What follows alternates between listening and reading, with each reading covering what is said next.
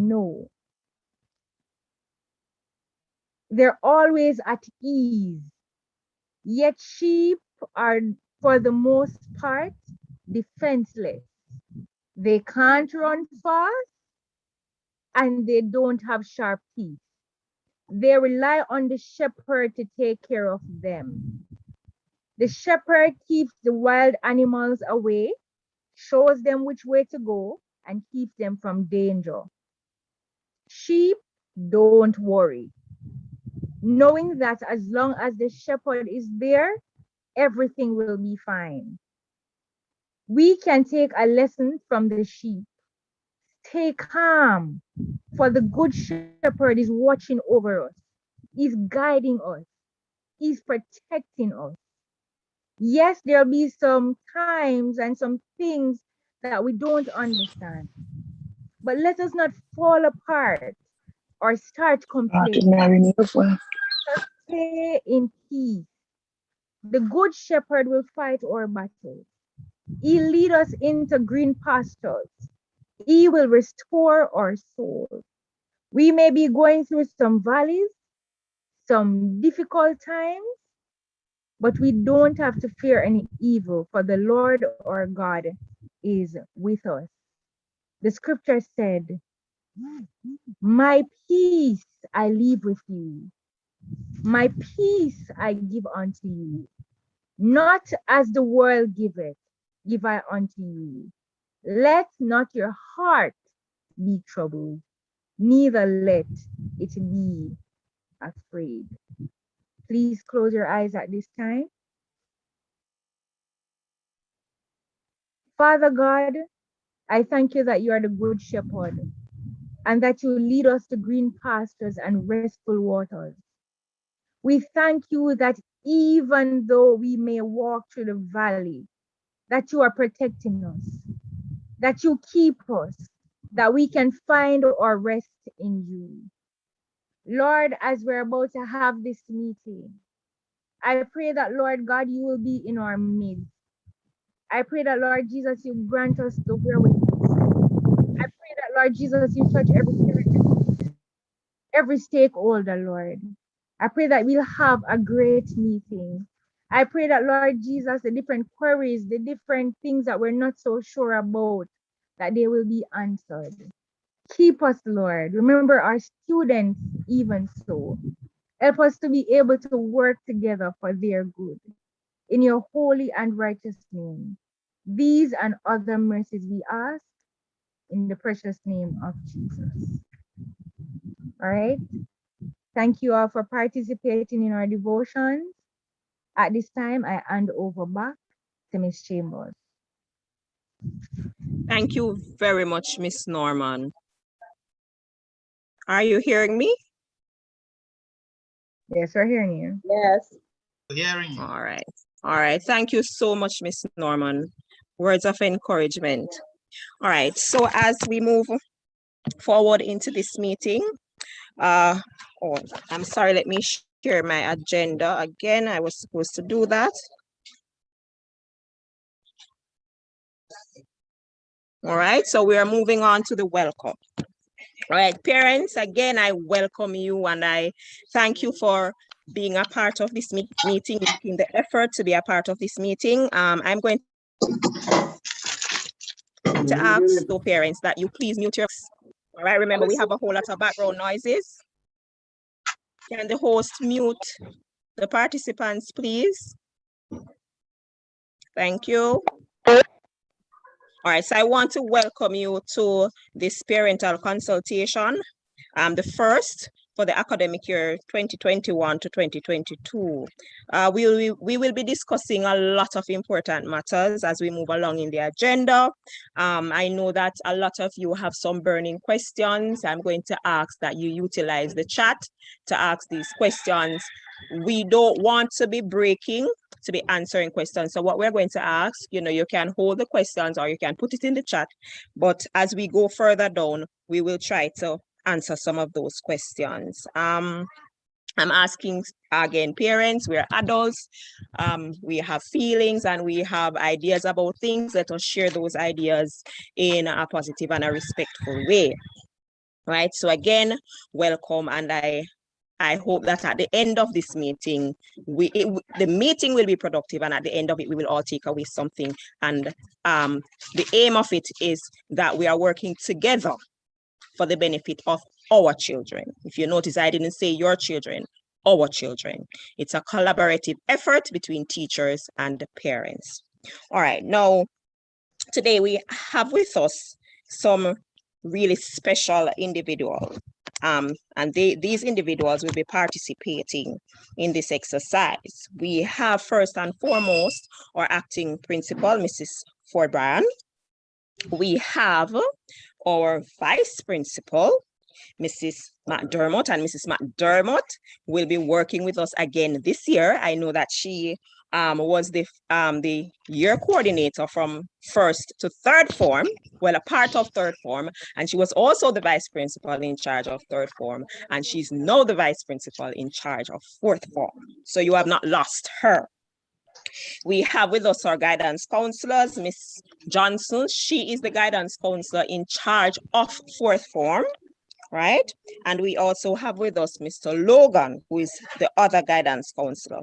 We have also our PTA president, Mrs. Basco, and we also have our form teachers. But I want to leave the introduction and presentation of the form teachers for a little bit later down when we're going into the form matters. So I want them, because I want them to be able to open their mics and their cameras and to greet you officially. But I want to introduce them because they are integral part of this team. You have myself, Miss Chambers. For those of you who don't know me, I am the acting year coordinator for fourth form. I would have been working with them since third form, right? And we have brought them forward into fourth form, right? And these are the individuals that we are working with. All right. I am now going to ask my principal, Mrs. Marsha Ford Bryan, to come forward and address the parents.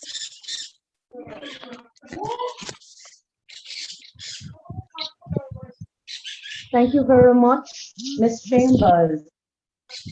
And welcome to my parents of fourth form. Are you hearing me, Ms. Chambers? Everything is okay from that end? Hearing you clearly, Miss. Okay, great. I am having some internet issues, so I need to make certain that we are all hearing. I just checked the number of my parents who are here, and I realized it is far fewer than I thought. But nonetheless, I do hope that the others would hasten themselves so that they can be here, so that they can actually understand what our plans are for this school year. So I would like to acknowledge Mrs. McDermott, our acting vice principal, Ms. Chambers, our acting year coordinator, our PTA president, Mrs. Basco, and all other teachers who are on the platform. The form teachers are also here. I know that Dr. Brian James will be on his way later. He's not here right now, but I still welcome him. He will be sitting in as a member of the alumni, as well as a medical personnel who will be speaking to us a little later down on the program.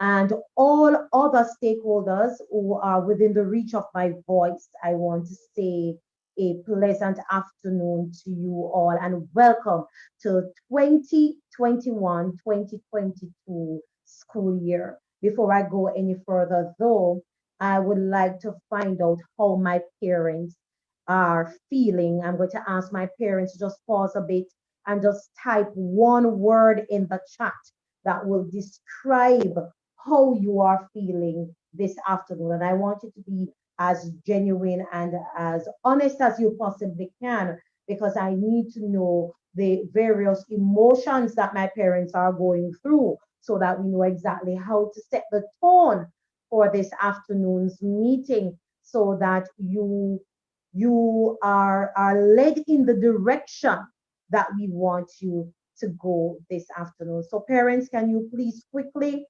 start engaging us. We want this afternoon to be as interactive as it possibly can. So we really want you to participate. Ms. Chambers, are you seeing any of my parents writing in the chat?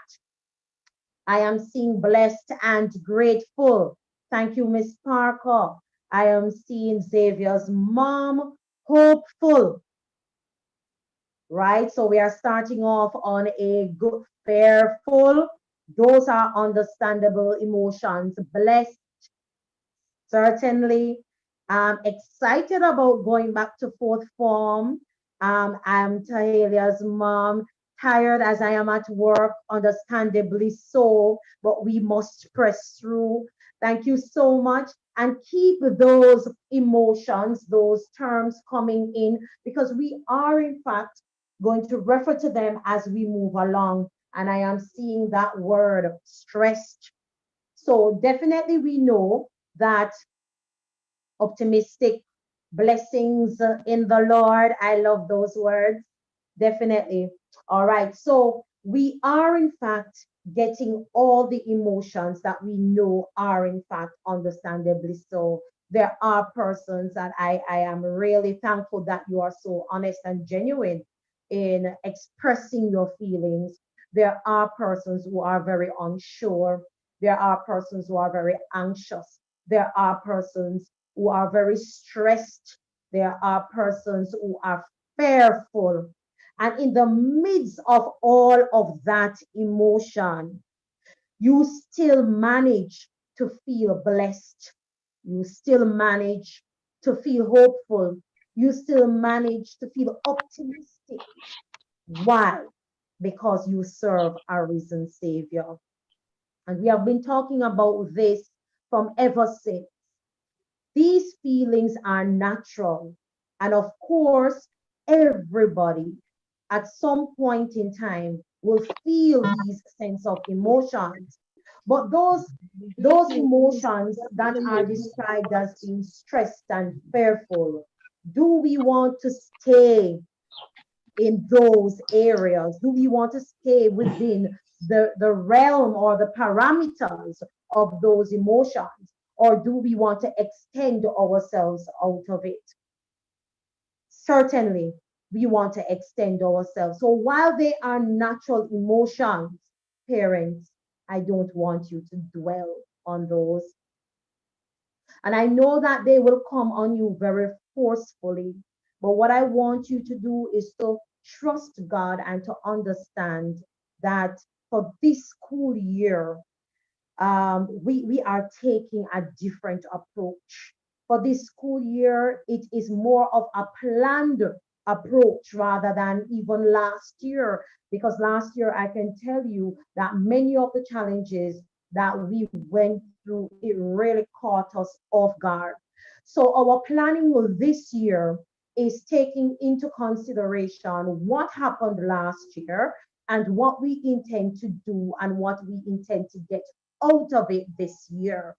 While I can't tell you that this year will be a better year when compared to last year, I can tell you that we are better planned for this year because more or less we are in some of the similar conditions.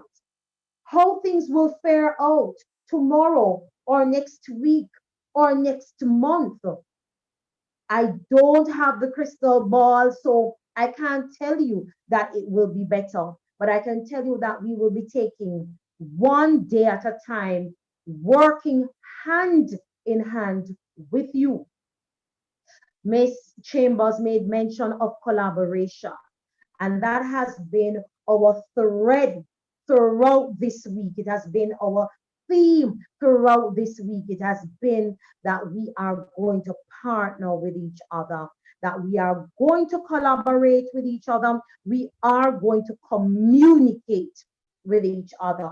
We are not going to sit on the sidelines and say, them upper school. No, it is a us, it is a we, it is a togetherness. And this is the narrative that I want our parents to understand this year. Last year, many of our children did not have devices. They did not have proper connectivity. And so there was a high level of instability. Many of these students, we realized this when it was extremely late. When we asked the parents, who did they communicate with? Many of them said they didn't say anything because they didn't know what to do. So we are starting off on this piece. Communicate with your form teachers, communicate with your guidance counselors, communicate with your year coordinator, communicate with your principal, communicate with any member of staff possible to get the information to us, because without information and without data, we cannot assist you. We are not saying that we have everything. And so this is why it takes partnership.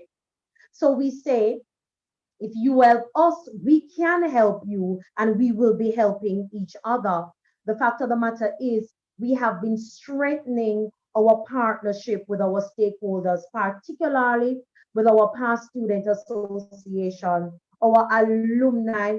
They are raring to go.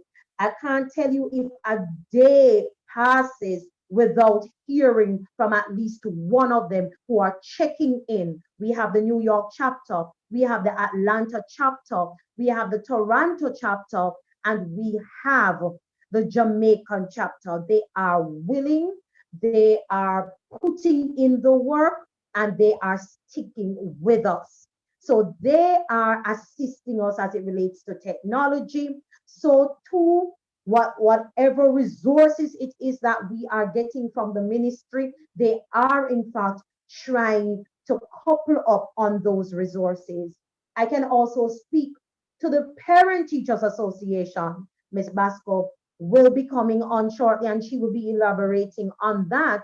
But we have been strengthening our partnership with our PTA. So they too are offering their assistance in way of scholarships, in way of back to school preparation on the school grounds, so that we can actually facilitate some level of face-to-face interaction and that we are in a safe and secure environment. While we can't say for certain exactly when we will be meeting our children on a face-to-face basis, I can say to you that preparation is ongoing as it relates to preparing the grounds for them for that face-to-face interaction. What we are, however, emphasizing at this point is the virtual teaching and learning. And I know parents that it can be super challenging. I have been in meetings with the ministry at the regional level and at the central level. And it is not unique to Morte Bay High School that we are experiencing some difficulties. We have also brought up the issue of the fact that there are some communities that definitely have no form of connectivity. And so we are putting in place measures as to how we can assist those students who will be having grave challenges. Parents, there are going to be Google Forms that are going to be sent out to collect data. If your child does not have a device, let us know and let us know early. Our aim is to synchronize with the overall arching goal of the ministry, which is no child being left behind. If we don't know what is happening, then chances are that might happen. Let us get the data, let us get the information, and let us try to source resources for our children. Please don't say you can't be bothered, because that is not the narrative that we want. We are thinking positive because at the end of the day, COVID-19 is here to stay, and we will have to find a way to adapt, and we will have to find a way to ensure that our children survive. At the end of the day, virtual learning, whether we are in the midst of a pandemic or not, Virtual learning is here to stay, and we must acquire the relevant and necessary devices and resources in order to see our children through. I am going to ask parents. I know that many of you have been making sacrifices, and I might perhaps be speaking to the converted, but there are some of our parents who are aware that you can do far better and you can do more. So I'm going to ask you to dig a little deeper and make those sacrifices for our children. Of course, they are the future, and these are the children who will be the 21st century citizens who we will see going worldwide, making us proud. This morning, we had some past students among us, encouraging, empowering, and motivating them. This afternoon, we are saying to you, join the partnership, change the narrative, collaborate, communicate. Let us know what is happening, because this year is a pivotal year. This year is a make or break year. This year is when our students will begin their CSEC curriculum. And this is the year that will determine how well they do at their CXCs. And for the most part, right now, I can say to you that majority of their teaching will be taking place virtually for this term. We don't know what is happening. So let us join hands together and let us see how it is that we can make this year, 2021, 2022, the best year yet. Carpe diem, my parents. We are going to seize every opportunity. We are going to seize the day, and whatever resources we have, we are going to use it to the best of our ability to ensure that our students continue to be the best version of themselves. Parents, continue to be the best version of you. Don't give up.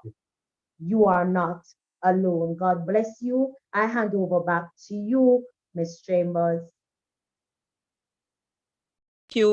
Thank you very much, Mrs. Ford Bryan. Parents, I just want to add to what Mrs. Ford Bryan said. In her address, she basically highlighted to you as teachers, we are ready for this battle, right? We're ready to make the sacrifices, but we can't be the only ones to make the sacrifice. You have to be willing to work with us, all right? We are on your side. We are not your enemies. We are on your side. So we are asking for your participation. We're asking for your collaboration. All right, now we move on to the guidance counselor, Miss Johnson, who will come to you with some positive words also. Miss Johnson? Yes, I'm here. Good afternoon, Mrs. Ford Bryan, or acting principal, Mrs. McDermott, or acting vice principal, or year supervisor, Miss Chambers, teachers, parents, and specially invited guests. I am the guidance counselor, as Miss Chambers said, that is primarily primary responsibility for the 40-year group. All right. So, however, before I move further, Ms. Chambers, could you just allow me to share my screen? Mr. Logan? Oh.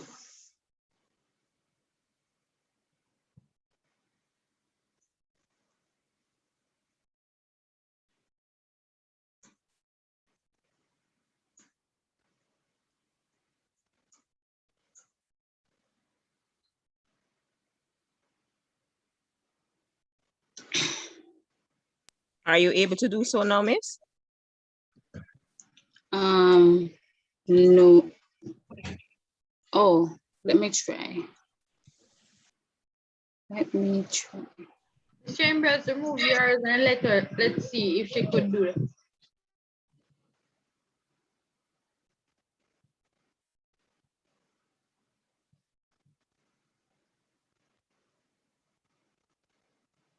All right, I hope that by now you're all able to see my screen. And being projected now, parents, you're able to see a quote here. You are a hero. And let me try to see if I can move this. On your left and on your right, we have taking good care of your children begins with taking care of yourself. So this afternoon, I'll be focusing on both you taking care of yourself and also you taking good care of your children. And one of the main reasons why I'm saying to you this evening that you are your experience, because you have shown that throughout the last school year. You ensured that your child received proper guidance. You ensured that the help was there, the support was there, and you did indeed weather the storm in the last school year. And we're definitely looking forward to the same approach, the same attitude in this school year. So parents, I'm going to be giving a charge to you, because remember what I said before, it's focusing on you and also your children today. So parents seek ways to ensure that your own personal development and growth. So I'm suggesting that you treat yourself some of the time. The person whose mic is on, okay, thank you. To treat yourself, do something that you love whenever you can to refuel and to refresh yourself. Your mental health is of vital importance, and so you should take good care of your mental health. Allow it to become a priority of yours. So take some time. You don't need to have money at all to take good care of yourself. You can walk to the beach, you can go to the river, sit on the banks of the river, sit on the shore of the beach, and just take some time to just relax and rejuvenate yourself, because your body, your being definitely needs that in order for you to function and to also be of good service and available to your children. Another one is I am suggesting that you liaison with other parents or other support systems so that you'll be able to learn some best practices from them regarding parenting, because parenting is the only job that doesn't come with a manual. So you don't know everything. And so it's very, very important that you liaison with some of these persons. And definitely, as I said, for encouragement and support. So you get some of the strategies, improve your parenting skills, and also parent-child relationships, because that's also important. I said, moving forward. So for our children now, so the guidance and counseling department at the Mark Bay High School, we cater to the holistic development of your child. And these are now some programs that I'm about to mention that we have embarked on, so that your child will be able to access the greatness that is embedded within them. So we have the Back to School Expressica Challenge. That's what we will be starting off the school year with, so that it will brighten up their back to school blues, have them become more excited about returning to school, not focusing on what is happening, which they cannot control, but to focus on that which they can control. Another program, Learning from Mistakes, applicable email address and social media accounts, Student of the Month, Burn Brighter. We have a special program for our boys and also for our girls. And parents, I crave your involvement in these programs, because it will definitely, the objectives and also the benefits that it will bring to our students, we crave your involvement in executing these things, all right? Some sessions that will be involved are engaged in are coping with debt, managing conflicts, problems, and others, setting and carrying out goals, teen sexuality and relationship skills series. And we will also be partnering with numerous agencies so that the students will get the information and the knowledge that is needed for them to make responsible choices, good choices actually, as they move forward. So this month is also celebrated as Suicide Prevention Month. And so we will be having numerous activities that our students will be engaged in. There are information that will be uploaded in the Google Classroom. They'll gain access to those, and throughout our class sessions, they'll also get an opportunity to engage in other activities. Suicide, however, for you parents, it does happen in adults also. So if you also need help, as I had mentioned to you before, liaison with other persons, other support systems, and try to get help as soon as possible. No man is an island and no man should stand alone. So I am encouraging each of you to reach and to seek help whenever you are in need of that.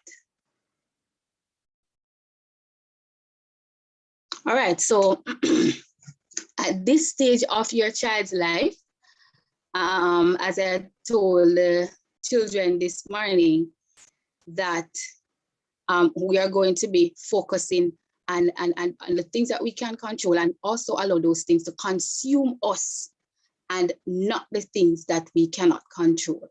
So we're going to be focusing on the things that we can control. We're going to allow those things also to definitely consume us, to definitely become a part of us and to build us instead of the ones that we cannot control. Instead of, because when we focus on the things that we cannot control, it affects the way how our brain works, or thought process or thought patterns in a negative way. And then, so we have the thought process, our thought patterns, then we have the feelings, and then we have the actions and the behaviors. So if we're able to zoom in more and to utilize the appropriate strategies and ways to combat, then we will be better rounded and better able to become greater individuals as we progress, right?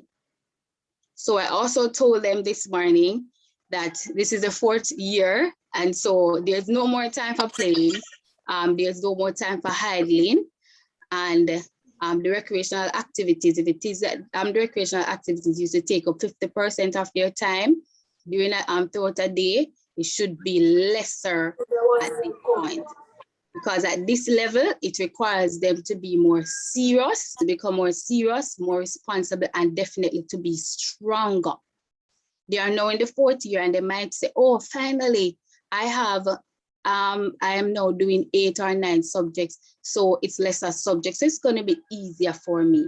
But in fact, it will be more challenging for them, but achieving is definitely possible. All right.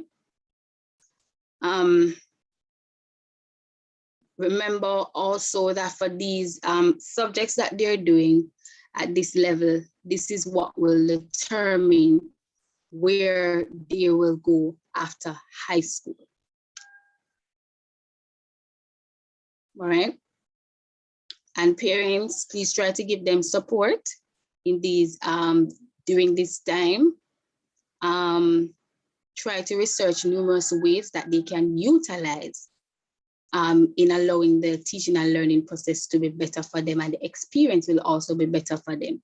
So you can try getting a personal tutor, allowing them to be a part of a group, evening classes, doing researches online, doing practice questions and so forth, but ensure that they are actively engaged or occupied in some form of learning, and that the recreational activities that I mentioned before doesn't take up 50% of their day, but lesser than 50%, all right?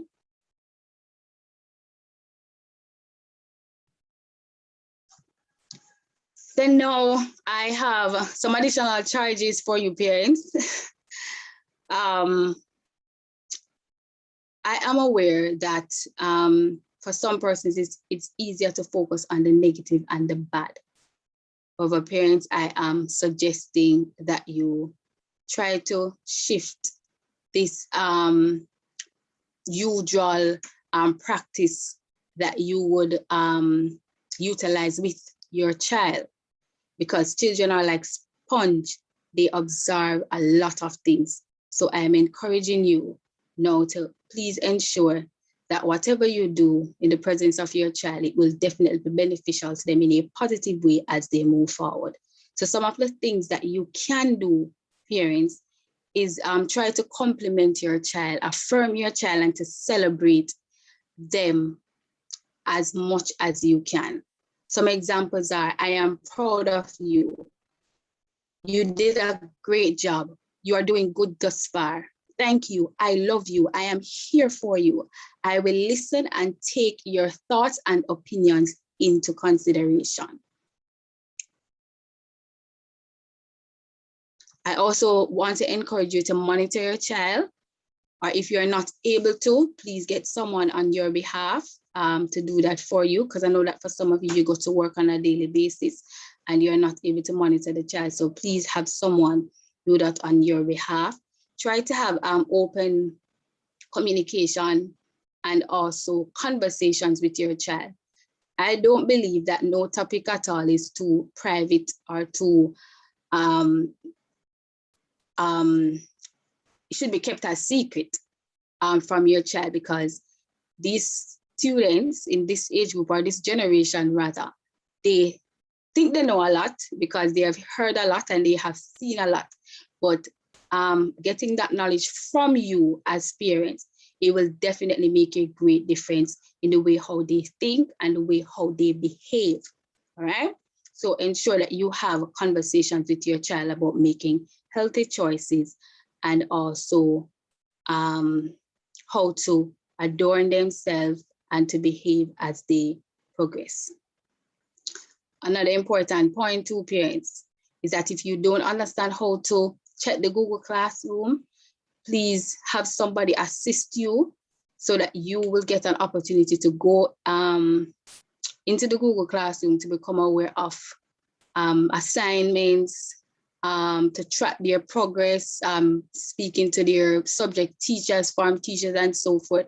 Because last year, numerous occurrences happened with this, where students had assignments that were overdue, they didn't do it, probably they were occupied otherwise.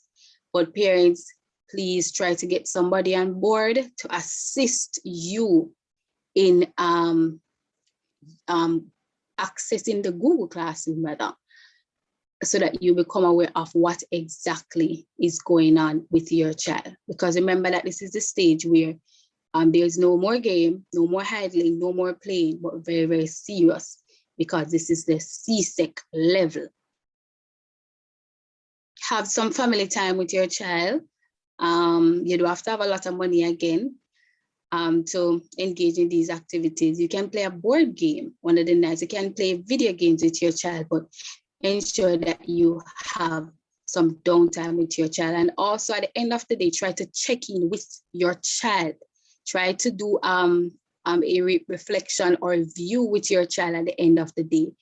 It does go a long way if it is that you approach them and you sit and you have a meaningful conversation with your child or your children.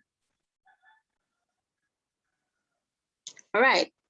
So last year too, in the last school year, I had numerous parents who had reached out to me regarding them not being able to purchase data so that the child be able to gain access to the Google Classroom or to be engaged in the teaching and learning. One of the suggestions that I used last year from my parents is that if you have a neighbor who has Wi-Fi, I'm suggesting that you have a conversation with them, come to a mutual understanding and agreement in relation to a cost and so forth, and have your child engage in school. That's very, very, very important. As a parent, it is your responsibility. Yes, it's the child's responsibility for their learning, but they are children and they're not responsible for themselves. So I'm encouraging that you try to exhaust all options to ensure that your child is engaged in the teaching and learning process throughout this year. So we don't want a repeat. Parents, do whatever you can. So if the suggestion that I just gave to you can work for you, please go ahead and start that out from now, because today is Thursday and formal teaching and learning will begin on Monday. So beginning Monday, everyone should be online, present online. All right, guys. Then we, there's another one that I have. All right, so we have the community service program. You would have been aware of the community service program from last year. But for this, well, for the beginning of the school year, the program is on pause. So what will happen is that we are not encouraging any child to go and complete the community service hours now due to the pandemic.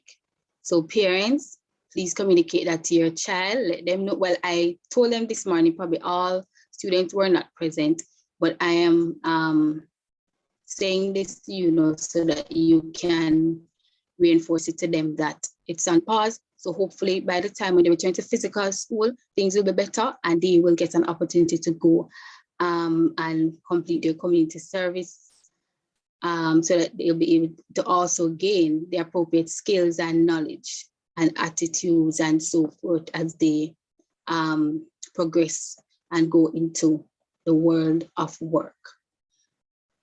So parents, another thing that we have in store for you, we have some empowerment sessions for you. We also have the Parent Month celebration activities that is coming up in November. I know that Mrs. Bashko will also be partnering with us as we go throughout the year. So you will definitely be engaged in numerous activities. And as Ms. Chambers and Mrs. Ford Bryan mentioned, this should be a collaboration between all of us. We cannot do it alone. You cannot do it alone. So we have to work together as a team. If something is wrong, please try to reach out to us. You have a form teacher, we have our form teachers, or your supervisor, myself, Mr. Logan, Miss Francis, the vice principal. There are so many options that you have. So parents, I am suggesting that you please don't hesitate, but reach out to us when there is a problem or there is an issue. All right, so with that being said, that is all. And I hope that you will all have a wonderful rest of the afternoon. Ms. Chambers.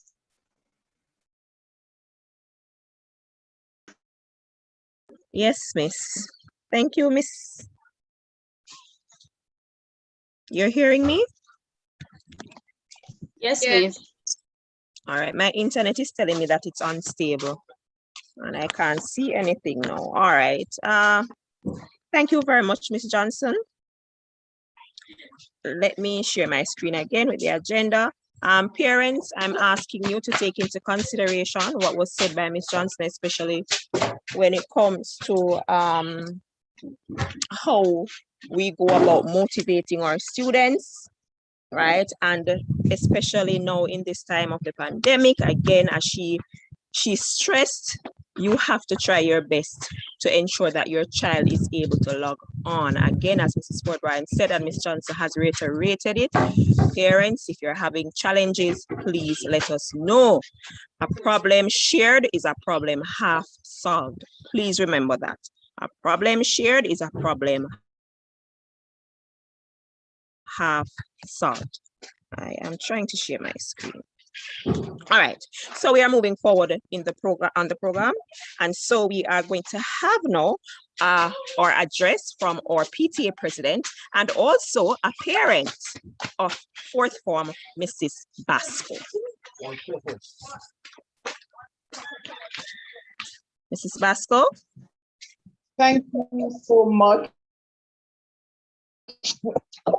Yes, I'm on Miss Chambers. Thank you so much. The best to the school. Good afternoon to everyone. It's time to acknowledge our acting principal, Ms. Ryan, and our vice principal, Ms. Upper. Good afternoon. I am indeed delighted to serve you as president, and I bring you greetings on behalf of the PTA. Let me just extend a warm welcome to everyone to our first parent consultation for this new academic year. The part was marked successes. I hope that this year we will exceed expectations, and I truly believe that because everyone on board seemed to be excited to return I just also want to say thanks to this prestigious institution for your sincere efforts and dedication. And I also say kudos to those parents who are always on board with their children. In high school is a lack of parental involvement. And for this academic year, the school, backed by the executive, on to create among parents. This morning I was in the meeting and this jumped out at me when the data that was shared this morning revealed that our students, they are the forward when they were third form, that is, that they're not performing as they should. 52% of our students are really falling below pass mark, and our parents, our boys, 76.92.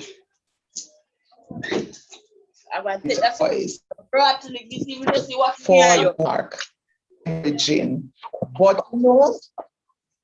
but you know, I felt so disappointed. But then Miss Johnson reminded me that we are going to pull through this, and so I am optimistic. I'm a bit optimistic, right? So parents, we must be involved, because for me, just looking at this data, it shows that there wasn't total parent involvement. And parents, I want you to show your commitment now in the chat by putting TPI. Parents, I want to see that you are going to be totally committed by putting TPI in the chat. Yesterday, the chat was ablaze because the parents realize now that parental involvement is really critical to the proper functioning of the school. It is expected that all parents support all the programs. Parents, we want to hear from you how we can make Morant Bay High School #1 across the region. And as you know, we are #1 in Region 2. I know that most of you were very supportive primary level, and so I encourage the same. Studies have shown that support tends to be less at the secondary level, and that is so true, because I am looking in the chat and I just hope that most persons are not on Zoom, but they are really on Facebook or the other platform. Parents, this is the time when our children, they are going to need that level of support and supervision, because we can see that the results show that when parents are involved, students do better. They perform better academically and they behave better.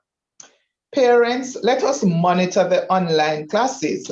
Some of our children are repeating, and I think these grades 2 here is evident to the fact that some of the students, they skip classes. And this year, next school year, we want all this fourth form cohort to progress to fifth form. We expect that all our children exhibit a high level of discipline by observing all the online protocols, and you know them already, like being on time for classes and being prepared. We also want all our children and parents to keep healthy and safe by adhering to the COVID-19 protocols and also the advisory issued by the Ministry of Health. Parents, our children have missed out on a lot since the pandemic. And if we are going to return to the physical space, we have to do the responsible thing. As you are aware, our telecommunication providers, they are deficient. Online learning comes with numerous problems, and a number of our students did not have devices and also access to the internet. So right now, I'm making a special appeal to those parents who can donate laptops or tablets, and we can even ask our church groups or persons that we are associated. Some of us are associated with big companies and so on. So we can do all of that. And we have to care for each other. Remember, we are families. So you can do so by contacting the guidance counselor or the school itself. We can also, in our communities, we can also share the internet with other children in the community. And as I've said, we can share with other children. It don't have to be students from Morant Bay High School. I just want to share at this time what the PTA was able to achieve last academic year.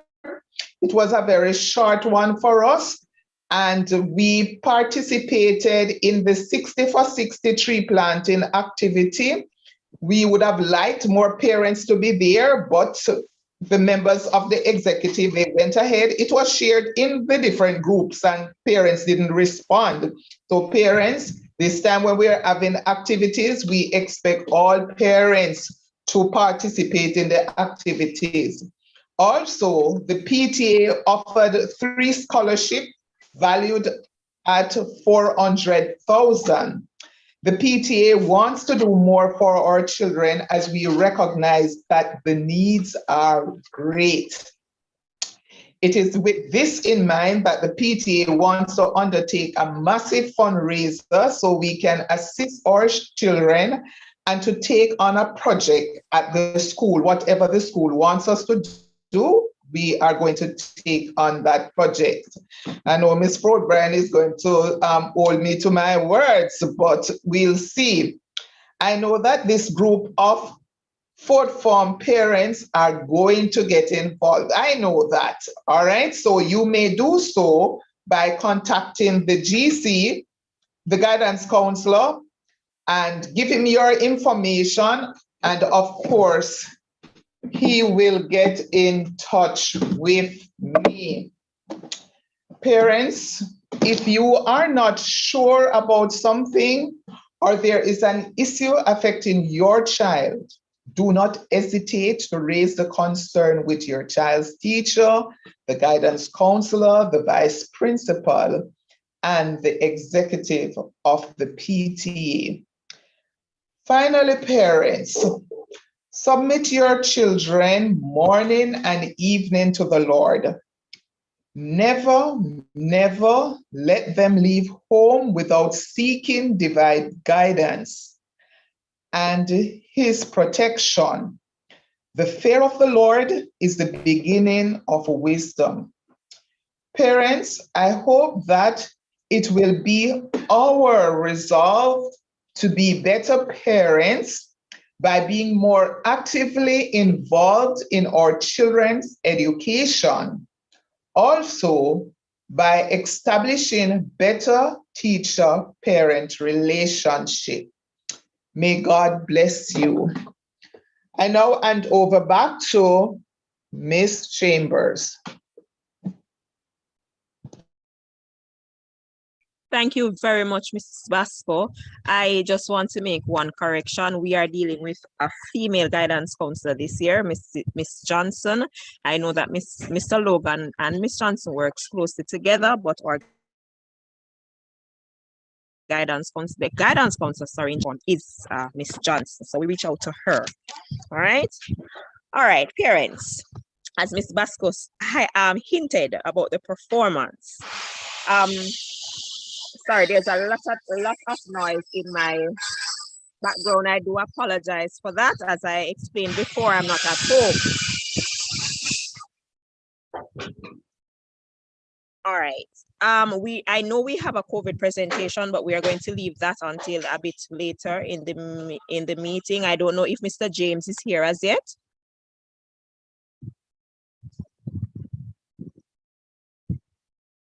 Mrs. Ford I am indeed. I am indeed. Oh, okay. Well, Mr. James is here, so we will just move on to that presentation.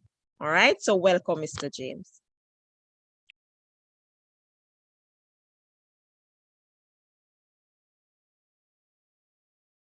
Thank you very much, Ms. Chambers. Sorry I wasn't able to join the wonderful fourth form orientation earlier, because I think fourth form was among my fondest memories in school. That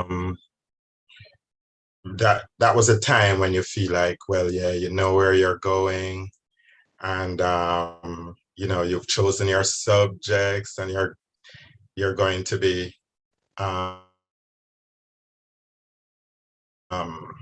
you know, sort of moving along the pathway towards whatever you believe that your dream is. When I was in fourth form, I was certain that I was going to, one, marry my third form teacher, and two, become an electrical engineer. Neither of those happened. I'm married to not my third form teacher. And I have been a doctor for the past many moons. So, you know, just let me add my welcome to the parents of the fourth formers. It's going to be a difficult year because of, you know, all that's going on in the world, but we just play the cards that we're dealt. Just make the best of it. Moreton Bay High School is the best place that you could possibly want to be if you're having a difficult time. If children are, and I'm sure it was mentioned before, but I think I can very safely repeat it, that I mean, your child is in one of the top high schools in Jamaica, if not potentially the top. Definitely for this region, but potentially for Jamaica. I do not have the opportunity to share as yet. Somebody, Ms. Chambers, would have to stop sharing and give me the opportunity to share. Thank you so much.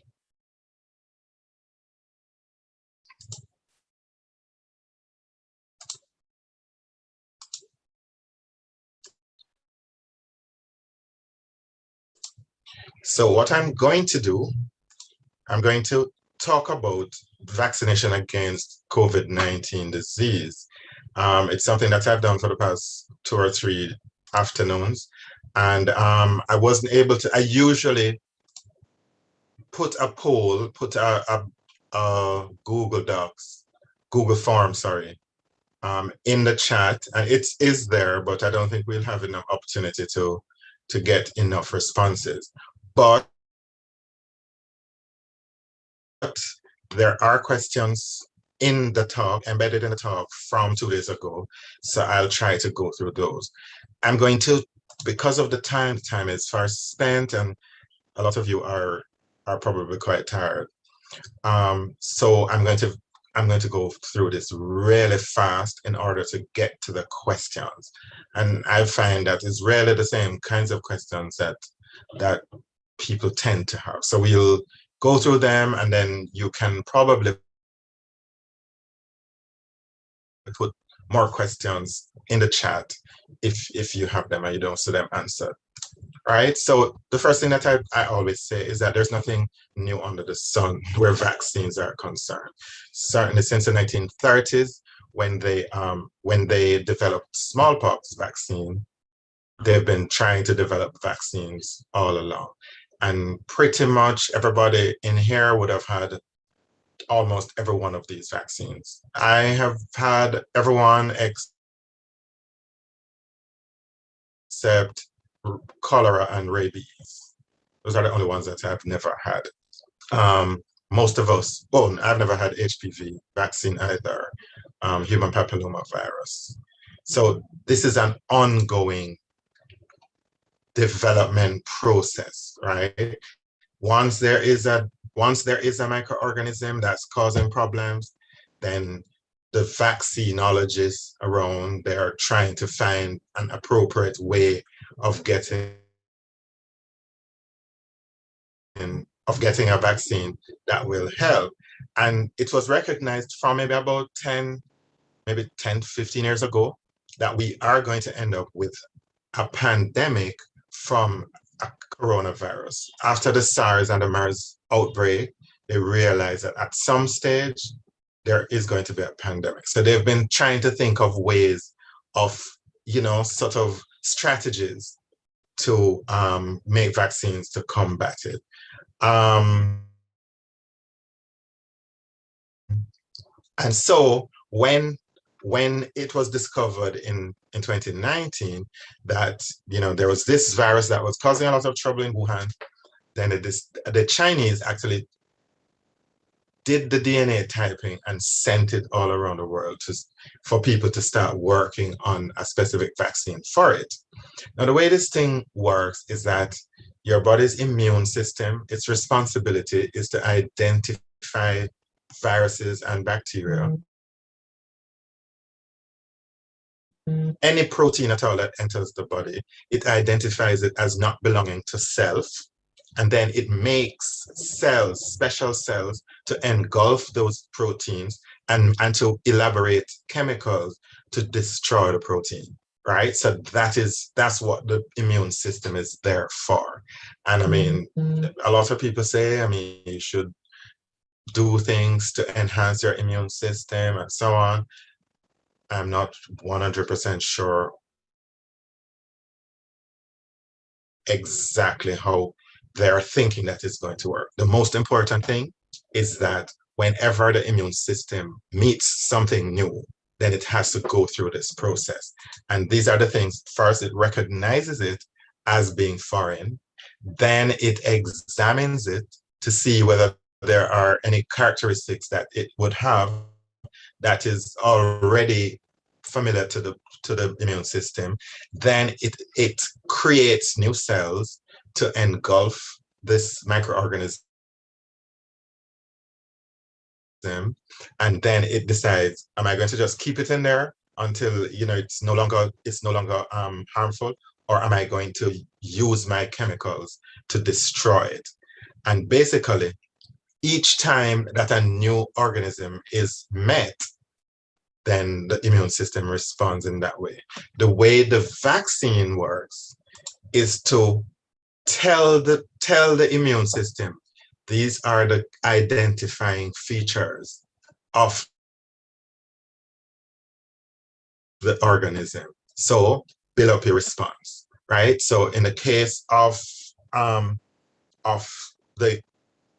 coronavirus, most of the vaccines will present the spike protein to the body. So it doesn't present the virus, because the virus is what will cause the damage. So it presents the spike protein in one way or the other. so that the body will identify it whenever a spike protein comes around from the COVID, from the coronavirus, then it would now be familiar with it and would be able to respond to it.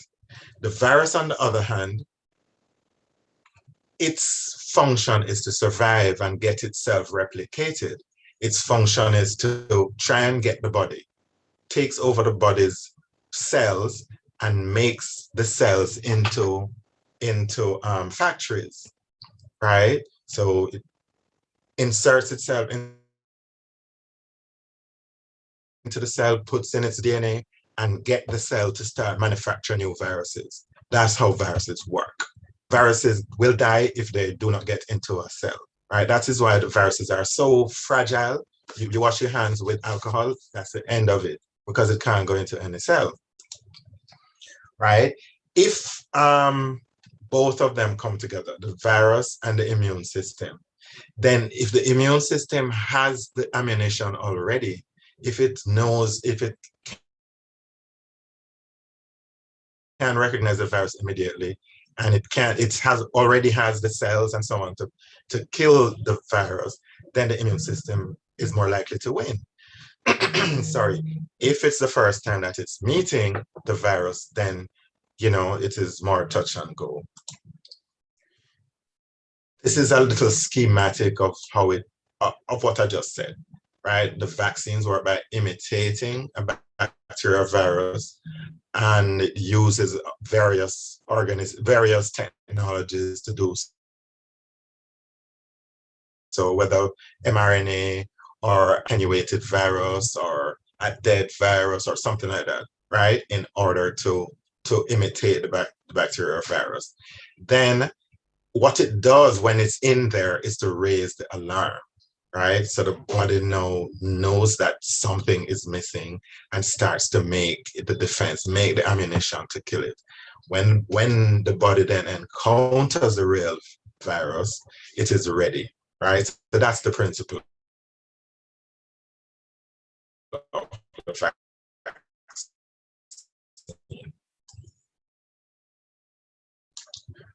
The vaccine that we are most familiar with in Jamaica is the AstraZeneca. And that was developed by Oxford University. DNA type. From the Chinese, they started working on how to do it, right? So what they decided to do was to create a situation in which a spike protein would be presented to the body. And so when the body, right? The problem with them, with the university people, is that they're not vaccine manufacturers, they're vaccine developers. So they had to form a partnership with AstraZeneca in order to manufacture enough vaccines to make a real difference. The WHO, because this would now be the least expensive of the vaccines, right? The WHO actually took on these vaccines and put them in their COVAX system, which is a cooperative system where countries can actually get vaccines from without having to pay very high prices. The Johnson & Johnson vaccine is very similar to the AstraZeneca vaccine, right? They're the two ones that are made in the sort of usual way. Right. The issue is once you've developed it, is to test it. And testing is a very long and tedious process. They get 80,000 people, give 40,000 of them the vaccine and leave the other 40,000, follow them for several months. I think in this case, it would be like about 8 months. And then determine how many of them did get the vaccine, did get the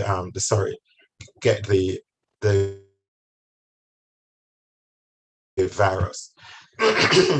And they found that like the Pfizer vaccine, it was able to reduce the number of people getting the virus by like 93%, right? In the case of the AstraZeneca, it was like 72%. Johnson was a bit lower. They also realized that it was that two injections would have been needed for the AstraZeneca, for the Moderna, for the Pfizer, but only one to get the appropriate levels of antibodies for the Johnson and Johnson, right? I spoke to you about the mRNA one. It's really, they've never done it this way in that they use the mRNA, right, to tell the cell how to make the spike protein, right? It's just another way of doing it. If the virus had gone in there, that's exactly what the virus would do. The virus would use its mRNA to make the body make all of its various proteins, right? So this, I mean, they figured, well, okay, all we need to do is give it this small piece of mRNA, like you can see in this picture, right, in one. And that all we need to do is to put the mRNA that makes the spike protein and we're crisp. Right, so that's what the Pfizer and the Moderna do. The other vaccines that use a similar kind of principle would be the Sputnik, the Sinovac, the Cuban one, you know, all of them do similar kinds of things. Because of the slight differences, they will have different efficacies, different fragility, and so on, but it's the same principle they use. There was always the issue of how long would it take to approve this thing. Once it was declared a pandemic in March of 2020, they realized that, listen, we need to set up the systems so that approval can happen as quickly as possible, right? So the themselves,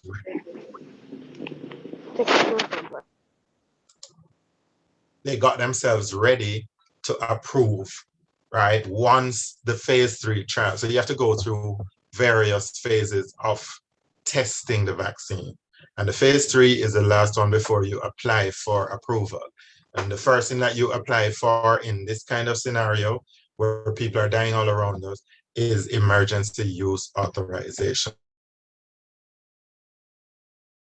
which is what they did. The WHO, they do the same kind of examination and approval process. So right now they have about, I think it's about 5 or 6 that are approved by WHO, right? The Pfizer, Moderna, AstraZeneca, I think Sinovac now, and Johnson & Johnson. All right, so we've spoken about how it works, how they developed it, and so on. The next thing that we need to move on to is some of the issues that are involved with the vaccines and some of the rumors that are out there, and you know what is happening with them. The first thing that we can talk about is the formation of clots. The AstraZeneca and the Johnson & Johnson have had a few reports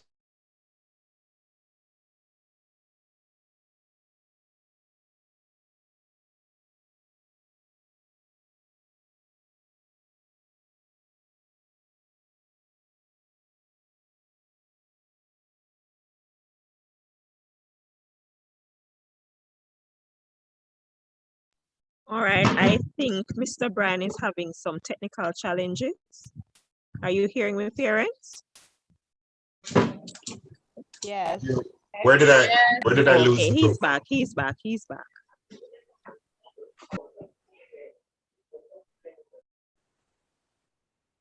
Where was I? Was I on this slide, Ms. Chambers? Yes, you were, sir. Yes, you were. Ah, fabulous. Okay, so we've spoken. I'm sorry about that. I'm not sure whether it's from my end. It may be. Right, so we've spoken about how the thing is developed, what is the background, and so on. What I wanted us to then move on to would be some of the issues that are involved with the vaccines. Yesterday, somebody was asking, why aren't we telling people the side effects of the vaccine? But or he asked that. So, you know, these are some of the issues. So the AstraZeneca and the Johnson & Johnson have reported formation of clots, right? Small clots and a very, very tiny number of people. The interesting thing that I keep on mentioning is that this is not the first drug that has had that problem. The oral contraceptives that are not progestogen only, they have 10 times the amount of clots reported as this coronavirus vaccine. So it's something that is identified. It's not clear exactly what happens, but what we are sure of is that it is clear that it is rare. And I think it was a Canadian, I don't remember if it was Canadian or European study, they found that it was 1 out of 1 million vaccine doses, right?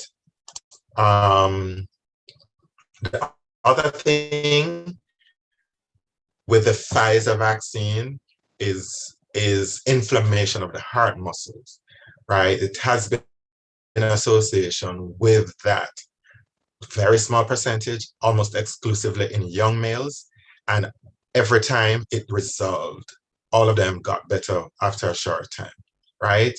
There are people who say that the vaccines cause infertility. There is no evidence to support that. There's nothing that has come out that suggests that. There is a system of reporting any untoward effect of vaccines or any untoward effect on any human being who has had a vaccine within the past year, right? And it's called ISAVI, right? System, and they have not come up with any issue of infertility at all. Whenever there's a report, and I mean, people report if you buck your toe and it happened after the vaccine, you report it. You know, whatever you have, you report it. And they would go and investigate whether or not it's likely to be the cause. Nobody has reported infertility. Some people have said that you can get COVID from the vaccine. There is no chance of that happening. There is no COVID virus in the vaccine. That's where you get COVID from the virus. Some people have said that there is a tracking chip. I think maybe my wife would love if you know, they could put one of those in me so that she knows exactly where I am at all times. But that doesn't, nothing like that. I mean, it wouldn't make sense anyway. And in any event, I mean, we all walk around with a tracking chip in our hands. Why would somebody want to spend billions of dollars to try and track us when they can just track us quite easily with this microchip that we have here? It is unclear how many doses we're going to need. We're not sure whether or not boosters are going to be required, but I mean, that's how vaccines are. After a while, the immune system sort of forgets, right, what it was exposed to. So you have to get a booster. That's what happens in tetanus. That's what happens in all of the vaccines are associated with either multiple doses or boosters. Measles, MMR, you have to get boosters to remind. If you get cut, if you get stuck by a rusty nail and you go to the hospital, they're going to ask you when last you had a tetanus shot. And if it is more than 5 years ago, you get a booster, right? So that's how it works. Variants, I have to touch on that. When the virus tries to make changes to its system to evade the immune system, you get a new variant, right? And that is what is happening with the Delta variant at the moment. That's the one giving us trouble. There is no evidence that the vaccine is less effective against it, certainly in relation to severe illness and death. There is no evidence that, there's more severe illness and death among people who are vaccinated with the Delta variant, but not vaccinated with Delta variant. There is no evidence that there is more severe illness and death with the Delta variant among people who are vaccinated, right?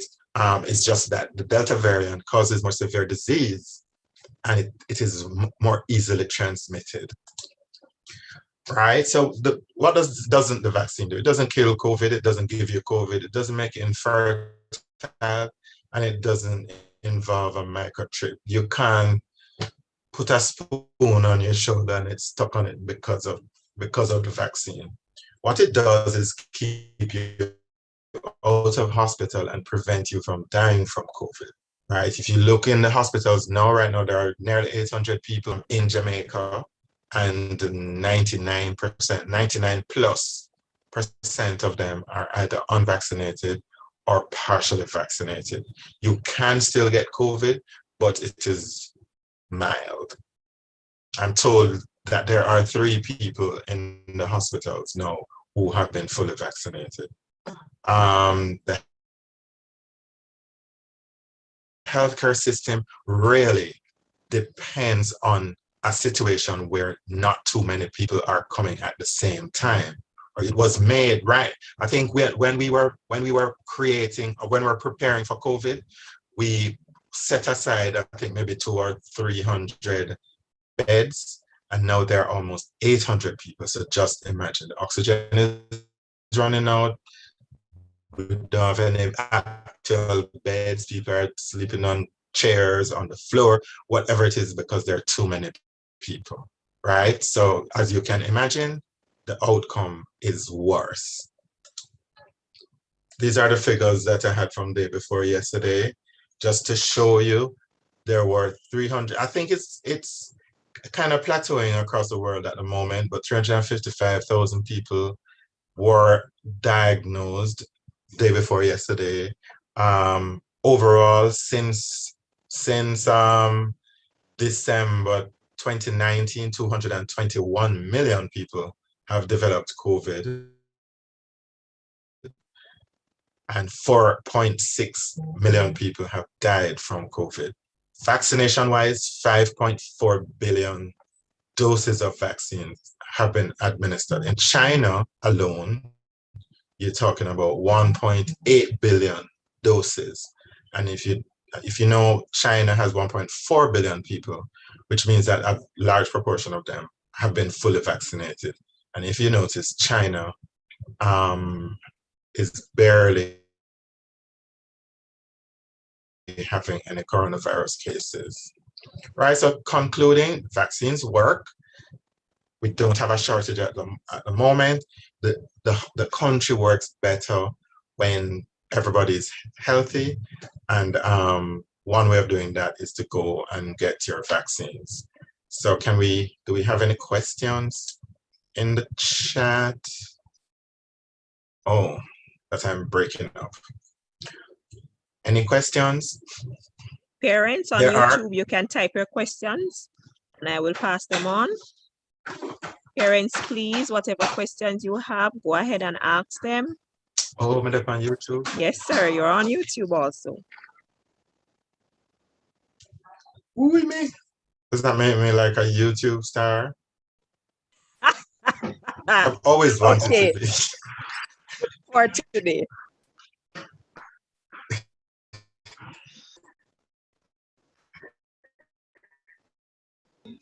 Doctor, I have a question. Good afternoon, everyone. That's Good afternoon. that you wanted to be. I'm not sure if I'm being heard. Good afternoon. Yes, Miss Blake, go ahead.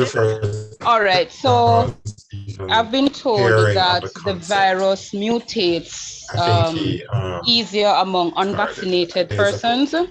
What risk is that to our children if the teachers are unvaccinated?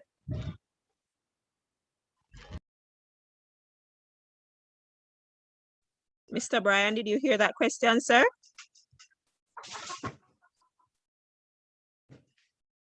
This must be me. You didn't hear it? All right, Miss Blake, can you repeat the question, please? No, I think I got cut off again. Can you repeat the question, please? Right, I'm saying, so question, is it true that the virus mutates easier among unvaccinated persons? And if that is so, what risk would our vaccinated children be facing if they are being taught by teachers who are unvaccinated? All right, no, it's not true. It's not true that it mutates more among unvaccinated persons. What happens is that time the virus gets transmitted from one person to another, it has the opportunity to mutate, right? So the more people in the population that are susceptible to the virus, then the more likely it is that a new variant is going to develop. So it's not that it mutates more in the unvaccinated person. It's just that because it is being transmitted, it has a bigger chance of mutating. So you'll find so when it was in India, when they had their big surge, that is when the Delta variant developed. India has 1.2 billion people, and very few of them were vaccinated. So there was a huge surge. So the virus was transmitting from one person to the next very quickly. And so the Delta variant developed as a result of that. The same thing happened in the UK, in the early parts of the pandemic, reasonably early, in South Africa, in Brazil, wherever you have large susceptible populations. So I would say that it's a no for that.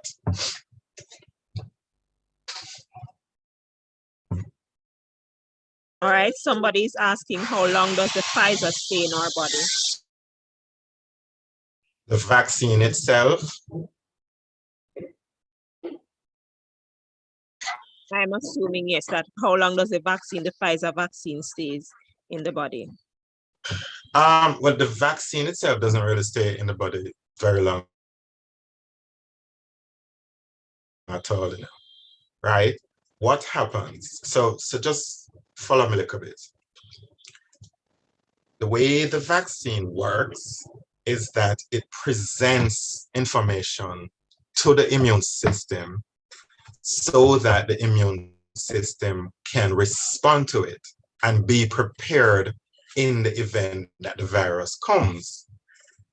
So what remains in your system is not the vaccine. The vaccine, that goes away in a very, very short time.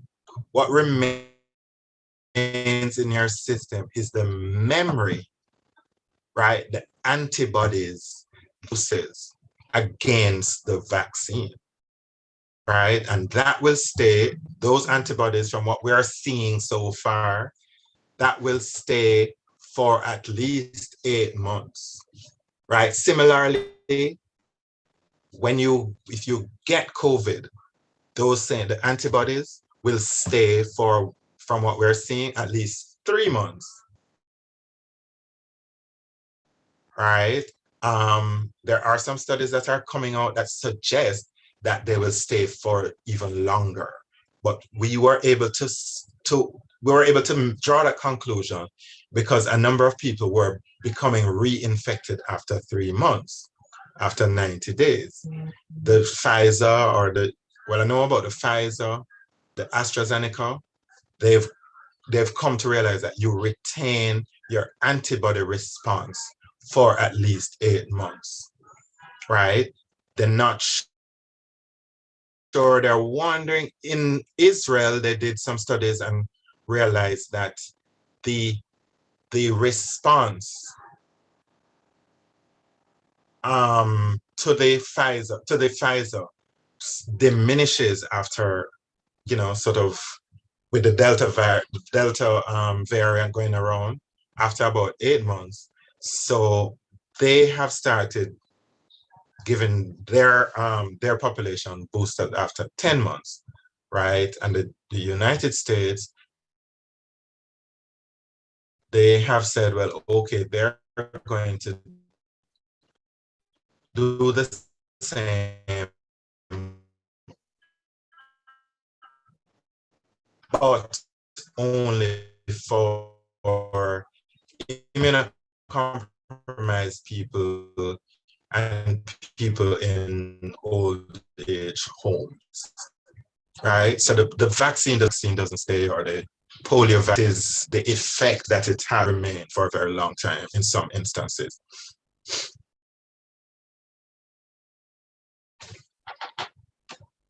I think there was another question. If not, I'm going to. Sir, there's another question. Are the new variants a sign of the virus fighting against the vaccines?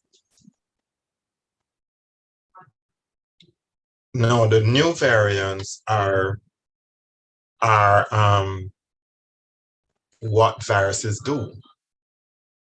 So if you notice, I'm not sure how many of us are familiar with the flu vaccine, right?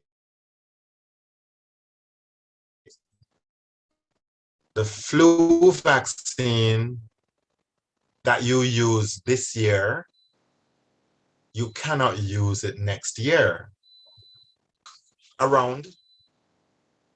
Do the investigations and determine which variant is predominant in the population, and then they make the vaccine. So every year you get a different flu vaccine because of variants. That's what viruses do.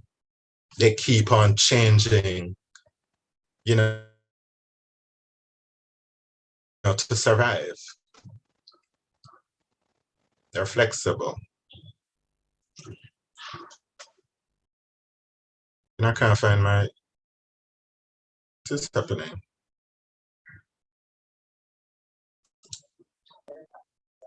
All right, I am not seeing any other questions, sir. And I'm seeing nothing on YouTube. So I'm going to, if I can find my questions, where are they? I'm just going to, here you are. So there are about 5 or so questions, and I will try to go through them. Are you seeing my screen? With a big question mark? With a bullet, brethren? Yes, sir. You seeing my screen? Yes, sir. Yes, sir. I am seeing it. We're seeing it, sir. All right. Okay. Okay, cool. So there's speculation going around that the vaccines are not fully approved by the FDA. How true is this? Only the Pfizer is fully approved. That's the only one that has applied for full approval. So all the others are not fully approved. They're approved for emergency use. If you're allergic to penicillin, can you take the vaccine? Yes, you can. Sí se puede, right? If you're allergic to penicillin, it doesn't mean anything about your allergy to the vaccine, sorry. Just remember, there are really only 2 things that you really should not take the vaccine. One of them is severe allergy to any one of the components of the vaccine. So if you took the flu vaccine and you were severely allergic to something in it, and they think that it might be something that is shared with the COVID vaccine, then you shouldn't take it, right? If what I would say, if you have an issue with clots, right? If you have a deep vein thrombosis or pulmonary embolus or something like that, then you should make sure to discuss this with your general practitioner before you go and take the vaccine. Or certainly the Johnson & Johnson or AstraZeneca. Probably you could choose the Pfizer instead. And the other one is if you are pregnant, particularly in early pregnancy, you should discuss it with your obstetrician, right? Just make sure, have a talk. Are there any other issues? A lot of clotting issues come up with pregnancy, right? So you need to have a discussion about that. But apart from that, I can't even think of anything that contraindicates taking the vaccine. Somebody asked day before yesterday about diabetes, and I told the story twice about my father. My father is 85, I think must be about 86 by now. He has 3 birthdays, and I can't really quite figure out which one to say his age changes. So he's between 85 and 86, and he's diabetic. He's a very, very sprightly 85, 86-year-old. And I made sure that the moment the vaccine was available to him, I took him to Princess Margaret, and he got it, right? The moment it was available, I went and got it for myself. I wanted to be the very first person in the line, right? And my wife got it the same day, and I have 2 sons, and they've both been vaccinated. So I'm not telling you nothing that me not believe in myself. I'm a very strong believer in, the merits of this thing. I see people dying every day. I've had patients who think me I'm a great doctor, and I just whop it back and watch the virus kill them, right? There is no everything you try. Sometimes it's even worse than that. You think you're winning, right? And one day you come and you don't have to intubate them, you take them off the ventilator, etc., etc. 2 days later, they're dead. This is a cruel thing, I tell you. What are the long-term effects of being vaccinated or not?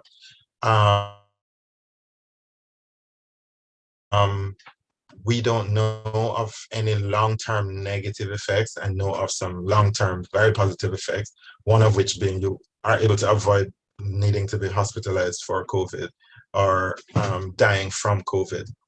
I don't know about any long-term negative effects. I know of some long-term negative effects of getting COVID, and maybe you can look up long COVID. That is a known disease. So even if you don't get any symptoms of COVID, you might develop it.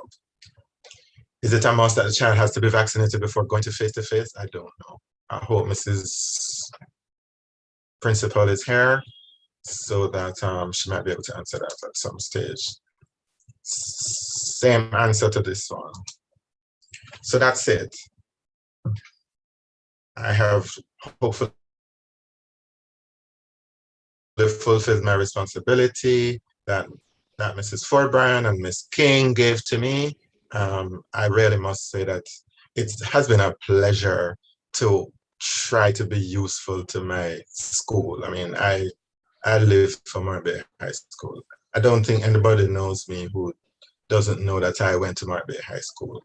And they know that if they cut me, it's green and white blood that will come out with little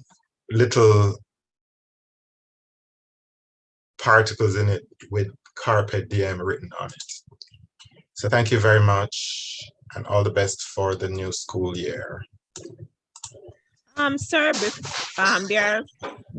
there are two questions. One person is asking if they have to take the vaccine every year in light of what you had explained, and another person is asking if you are diabetic, if it is wise to take the vaccine. Well, both of those questions I've actually answered before. In terms of every year, we don't know. We have no past since the vaccines have started to be given, right? It's possible. It's possible that boosters are going to be needed, but you don't know. You have to measure the antibodies. You have to see how things are going in the population before you can say, okay, you're going to need a booster. Just like with tetanus, you wouldn't know until 5 years have passed that the antibody levels will go down with tetanus. When the 5 years pass, you say, oh gosh, it's down, so we're going to give boosters every 5 years. Diabetic, that's what I was saying when I told the story about my father. If you are diabetic, it is very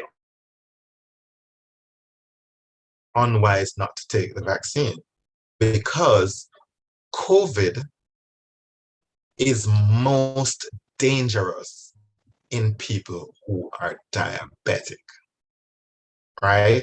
If you get COVID and you're not diabetic, depending on your age, let's say your mortality rate would be, the overall mortality rate is 2.7%,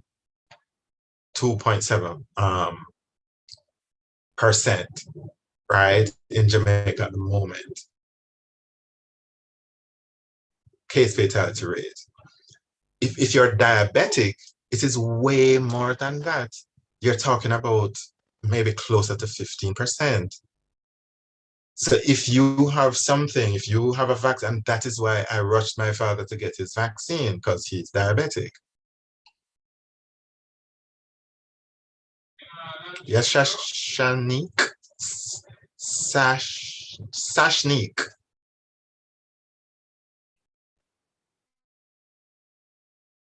All right, thank you very much. Did I get that Mr. right? Yes, it's Sashnik Alexander. Mr. Smith has his hand up. Okay. Yes, good evening, parents. Good evening, Doc. Good evening, Miss Chambers and the other presenters. All right. The question I am asking is, all right, I would have gotten COVID earlier upon in the year, and I was told that I couldn't yet take the vaccine. You see, I am a little confused as to why, because I've gotten so many explanations. So I don't know if you can give me the reason why I couldn't have taken it so early.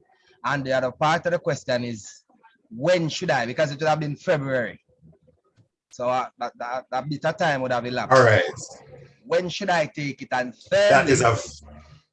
thirdly, before you address them, Doc, the third question is, to my knowledge, because my belief is that when you get COVID, then you would have antibodies within you, right? So I don't know, in terms of the vaccine, could you explain to me how the vaccine would conflict with the antibodies within you and your immune system? Right. That is a super question. I love it. And I should have answered it in my questions. I don't know how I didn't pick that one as well. All right. Couple things. One, COVID, they used to call it novel, I suppose after a year and a half, it's no longer novel. It used to be called novel coronavirus because it's something that you're learning as you go along. In this case, you have to learn very fast because this is a deadly disease, right? But initially, what the experience showed that if you get COVID, right, the antibodies that you develop naturally will last for about 3 months. And as I said before, the reason they realized that is that people were becoming reinfected after 3 months. And I remember very clearly the first person who had a second COVID infection was in Hong Kong, right? And they realized that the antibodies were waning after 3 months. And in February, right when you got it, in those initial phases, we got our first set of vaccines in March, I think. Yes, in March, April, May, June. Yes. At that time, the vaccines were very rare. They were scarce. So the recommendation at that time was take advantage of the 3 months of protection that you get if you have COVID. So do not take your vaccine until 90 days later, right? So that you get the advantage of your natural immunity, and then the vaccine will take up after that, right? So that was, when they say you can't take the vaccine, it didn't mean that something would go wrong, right? Or at least there's nothing to support that anything would go wrong. It just means that strategically in logistic terms, it's better to just wait, make the people who getting them first dose take advantage of it, right? And then after the 90 days, you can get your change become available, right? So even around the world, there is greater availability of vaccines, right? So the recommendation is that if you have COVID, once you no longer have the symptoms, you can get your vaccine, right? Once the symptoms have gone away. And the main reason for that is that if you have the symptoms of COVID and you take the vaccine, which gives you flu-like symptoms as a part of its side effect, then a lot of confusion will take place. Nobody will know if it's the COVID that is causing it or is the vaccine, right? So they say, wait, once you don't have the symptoms anymore, then you can go straight ahead. In terms of interaction, there's no interaction. The way the thing works is that so the virus induces the immune, just induces whatever the vaccine is putting inside of your body. So you'll just get more antibodies. Okay, so that's and another thing that has happened is that the most recent studies from out of Israel, because Israel, we get a lot of studies from Israel because, they've attacked it in a slightly different way than other people. The studies that have come out of Israel have demonstrated that the protection that you get from natural immunity might actually be longer than originally thought. And in fact, because they only use Pfizer, I think, over there. In fact, if you get one dose of the Pfizer, the immunity lasts at least as long as if you didn't get COVID and you get 2 Pfizer doses, right? But that's, those studies have to be validated and, examined and good and so on before they can be adopted. So as it stands now, the recommendation is if you've had COVID, as long as the initial symptoms are gone, you can get your vaccine.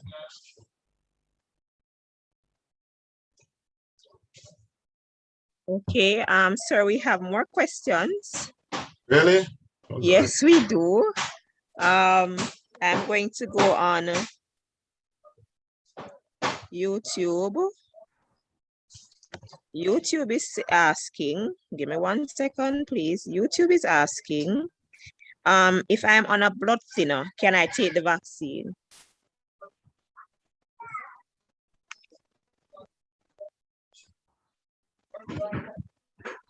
Did you hear that, sir?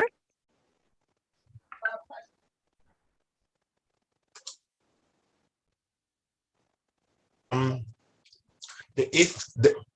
issue with blood thinners would be one that you're only on a blood thinner, usually because you have clotting issues,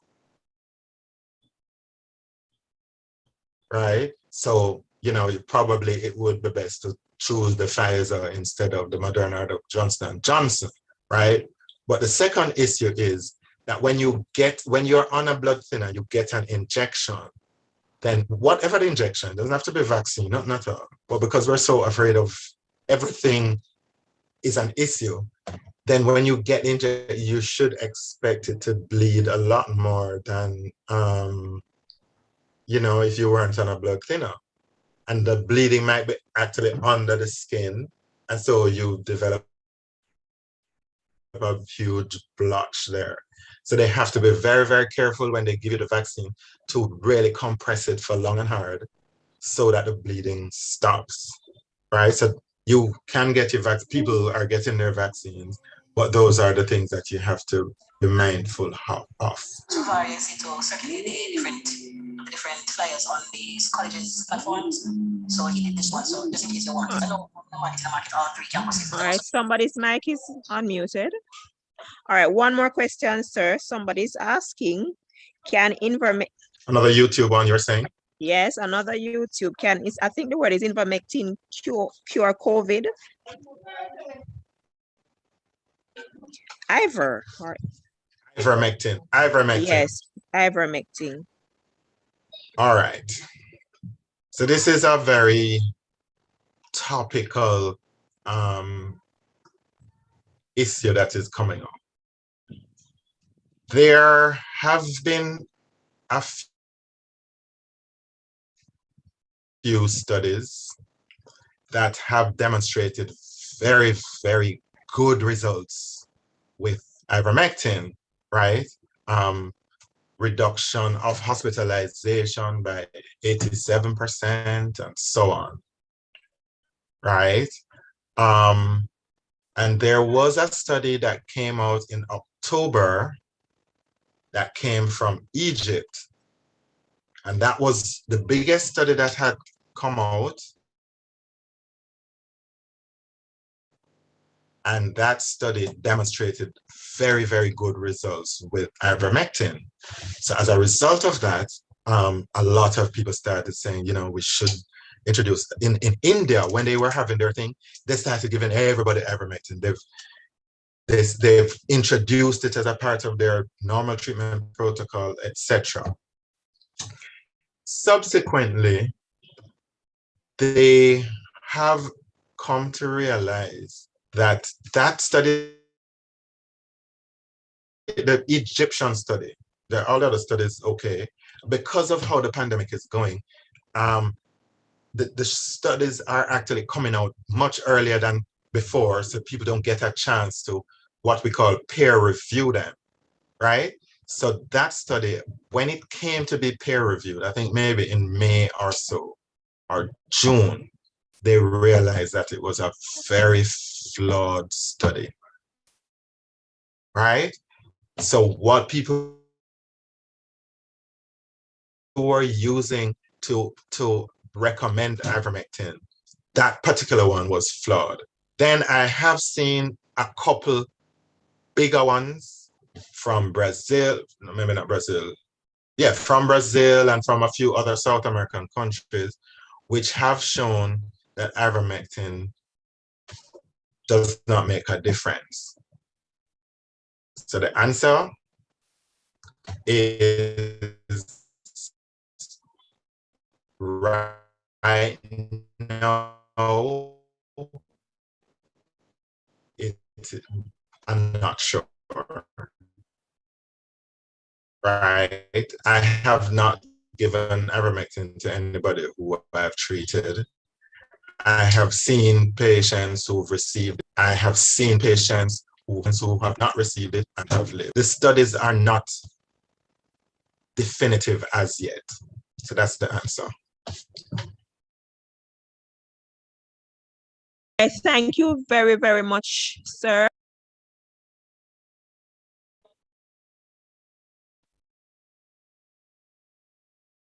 Oh, sorry, my mic was muted. As I said, I was saying thank you very much, sir. Parents, in the interest of time, we have to move on.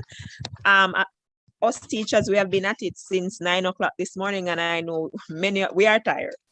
All right, sir, I must thank you. As one of my colleagues just said, this is the first time in his life that he understands science so well, and it is how you have used patience and the tone of your voice to put forward this information. And I'm sure a lot of parents who initially had reservations or didn't really understand certain things, today, with your explanation, they do have a clearer understanding, and I'm hoping that they're able to make more informed decisions. No, thank you very, very much, sir.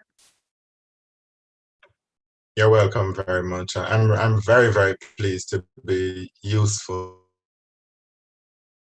Yes, sir. You do have you do have a knack for teaching.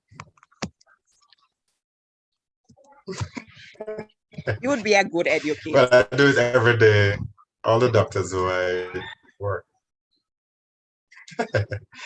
Thank you so much. Somebody is asking, I have one last quick question. Would it pose a risk to persons who are allergic to non-steroidals? No, it wouldn't. There's nothing in there that is similar to a non-steroidal. That is aspirin or Brufen or Cataflam, those things. Anne-Marie, that's your answer. All right, sir, thank you so much. Thank you, sir. All right. Bye, all. Okay, bye.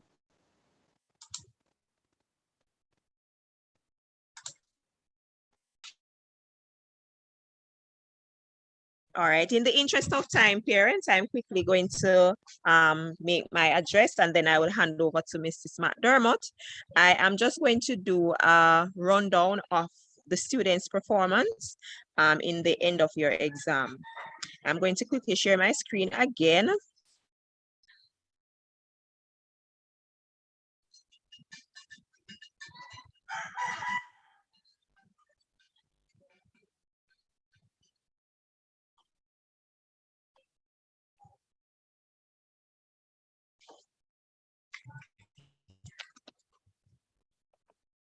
All right. So this is an analysis of the students' performance for the academic year 2020-2021. No, 2021-2022. All right.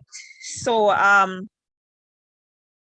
will introduce my form teachers after, because I have to do that also. I'm not leaving here without them being introduced. All right. So quickly, in terms of the performance, now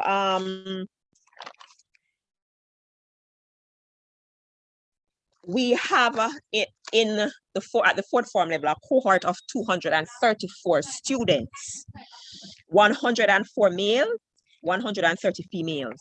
All right, so let me go again. 234 with 104 males and 130 females. Now, during the end of term exam period, 5 students sat no exams at all, none at all, because of hearing issues.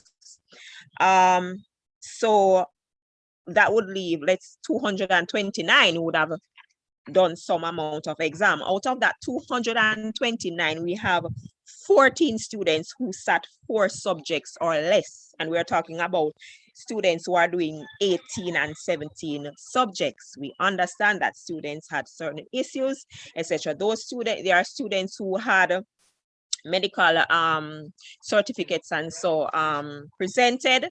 Those were accounted for and accommodated, I must say that. All right, so once a medical certificate or a valid reason was given, it was looked into and adjustments were made. All right, now let's look at a breakdown. Now, of the cohort, and we're talking about the entire 234 students, you have 22.22%, approximately 22.22% of our students who performed within the range of within the average of 0 to 39%. That was the average that within that range that they got, 22.2%. Between 50 to 40, sorry, to 54, we have a 30.3 students, approximately 30.3, who would have gotten an average between 40 to 54%. You can do the addition as you go along. Students who achieved a 55 average or more, 55 to 74%, 41.4. And 75% and over, we have 5.9. Now, if we should add the numbers together, what we find is that we have approximately 52% of our students underperforming. 52%, that is a lot. I understand that we had our challenges. That will not be our focus, but we have to be aware of the challenges that were, and we have to take note of the situation and see how best we can move forward. All right, moving on. Now, let's look at our performances, male versus males and female. All right, now, again, 0 to 39, and I'm asking you to just watch this trend. We have 76.92% of our boys performing in that range, 76.92 in comparison to 49.03 of our girls. Watch the trend. So the average is going up. 40 to 54, 27.88% of our boys have performed has achieved an average of 40 to 54 in comparison to 31.53% of our girls. 55 to 74, 18.26% of our boys were able to make the school's average in comparison to 49.03% of our girls. And over 75, an average of over 75, we have 4.80% boys and 6.92% girls. If you notice, the higher the grades go, the worse the performance of the boys. Parents, this is a cause for concern. As I said, we understand that there were challenges. Your acting principal would have extended the branch of help to all parents. We don't have a lot here, but for those who are here, you would have heard her tell you, listen, if you're experiencing challenges, let us know. The students are at a very crucial point of their lives, parents. We can't, and we should not be using excuses as to why our children are underperforming. We are in uncharted waters, but we are pushing through. Now, let me quickly summarize.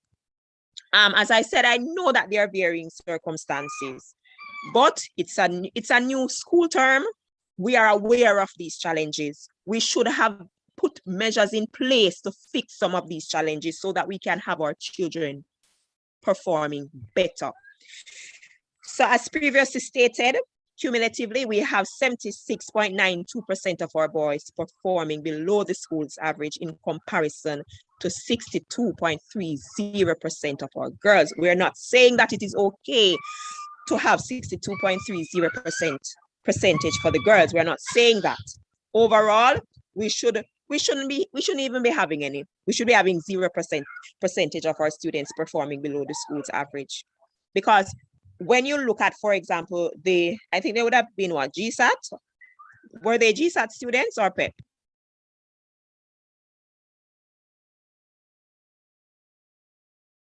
Is anybody hearing me?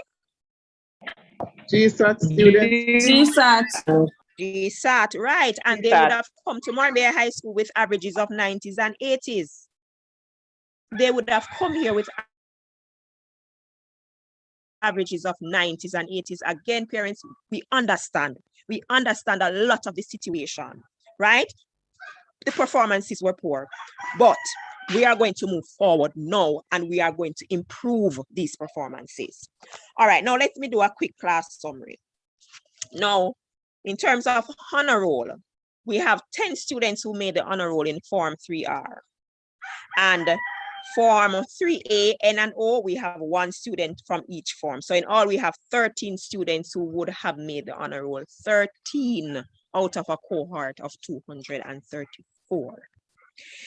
3M, we have 8 students who made the school's average, which is 55% and over.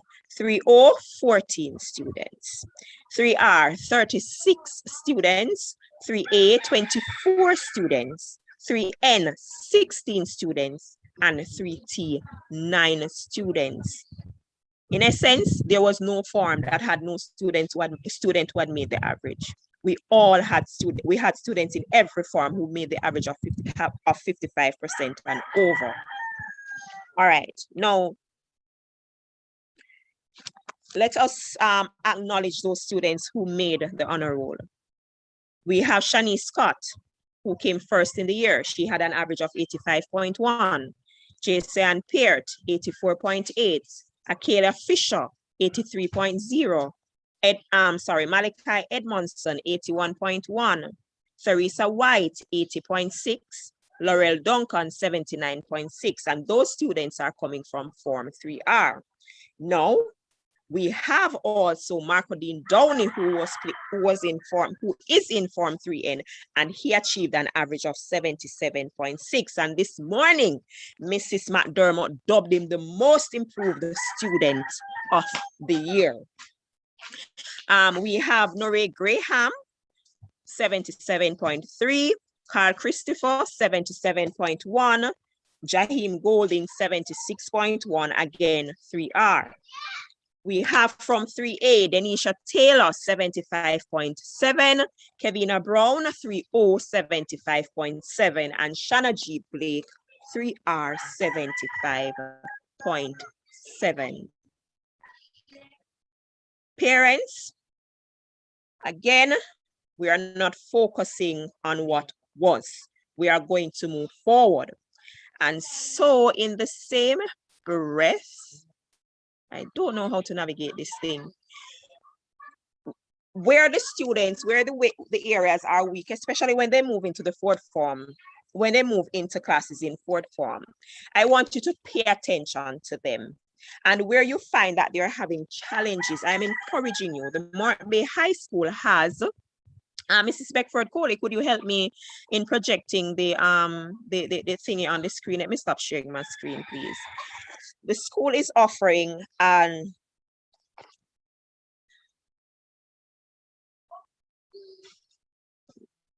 not seeing any, okay. The school is offering its Evening Institute, and there are a variety of subjects. I think as we go along, you might find more subjects being added to this list. Now, the school has decided that, listen, we understand the plight of our children, and so we'll not be charging these exorbitant prices for these classes, right? So the classes are only $300 per class, and you have 2 hours per week for the classes. So it's $300 you pay when you go to the class, and the registration fee is only $1,500. Parents, if you know that your child needs additional help, remember, you know, there are no focusing on the subject areas that they find interesting. If you see that the child is struggling, I'm asking you to utilize what the school is offering. Utilize the Evening Institute. You can contact Mr. Silva, you can contact me, you can contact the form teachers for, you know, if you're not getting through, and we will see how best we can accommodate you. Let us work together in ensuring that at the end of the day, our students are successful. as I have said that I am going to ask you, we begin school classes officially on the 13th of September at 7:50. Now, I understand that we might have internet challenge or maybe, you know, electricity issues or whatever. As long as everything is fine, students should be present in class at registration, 7:50 come September the 13th, Monday morning. As I said to them this morning, when they come, they go to their group classroom and they register. Parents, I am asking you to ensure that your children are registering themselves in the mornings. That was a big issue last year. The students were going to classes, but they were not registering for the morning. So when we turn in the numbers, for example, you find that we have a small turnout for the day in terms of registration to the form class. It is important. Remember, you know, if they were doing face-to-face, the first thing that they did in the mornings before devotion was to mark the register, you know. It is the same thing. It's just that we're operating in a different space. All right, so I'm asking you parents to play your role, and I know that they ought to be responsible too. Ensure that they are registering in the mornings. And another reason, we have to remember that devotion, sometimes we use this devotion to pass on important information, right? And so if they are not there, they miss out on these things. And then they come and say, oh, we were not told. When in truth and fact, the information was given to them, right? But they were not present. Parents, it is regular school. The settings different because it's online, but it is regular school. It simply means that they get up early, they take their necessary bath, eat their breakfast, whatever they have to do that they would do before coming to school in the physical space. They do that. They have their little work area. I give you an example. Last year I was in a class, and when I looked, you know, I saw a young miss all laid out in her bed, you know. She didn't even change her clothes, but she was in her bed. Parents, I am asking you, listen, when you get up and you take a bath in the morning, you feel refreshed, right? When you're sitting in a space where, all right, this is my learning space, it keeps you centered.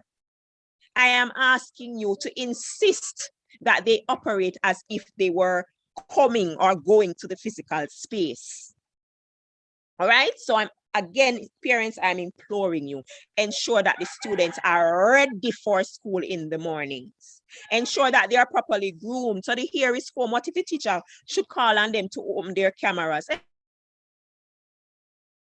Ensure that they are properly groomed, right? Speak to them and continuously speak to them. Don't say, oh, me did talk to him, you know. And no, you have to be constant in your efforts. All right.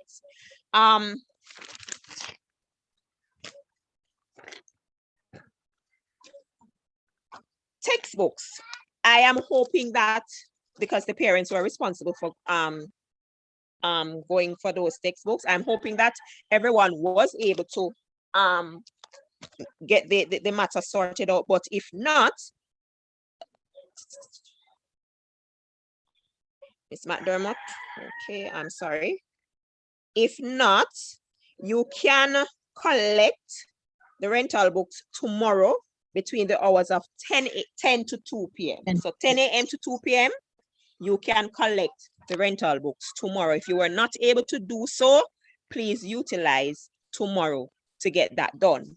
I'm going to ask you, parents, if you know your child has outstanding books, please make every effort to have the matter sorted out so that the child can access the textbooks from the book room. Remember, you know, if you were supposed to buy these books, you know, it would be very costly. You'll be spending like up to probably $5,000 for one book. And here it is that you're getting this book free of cost.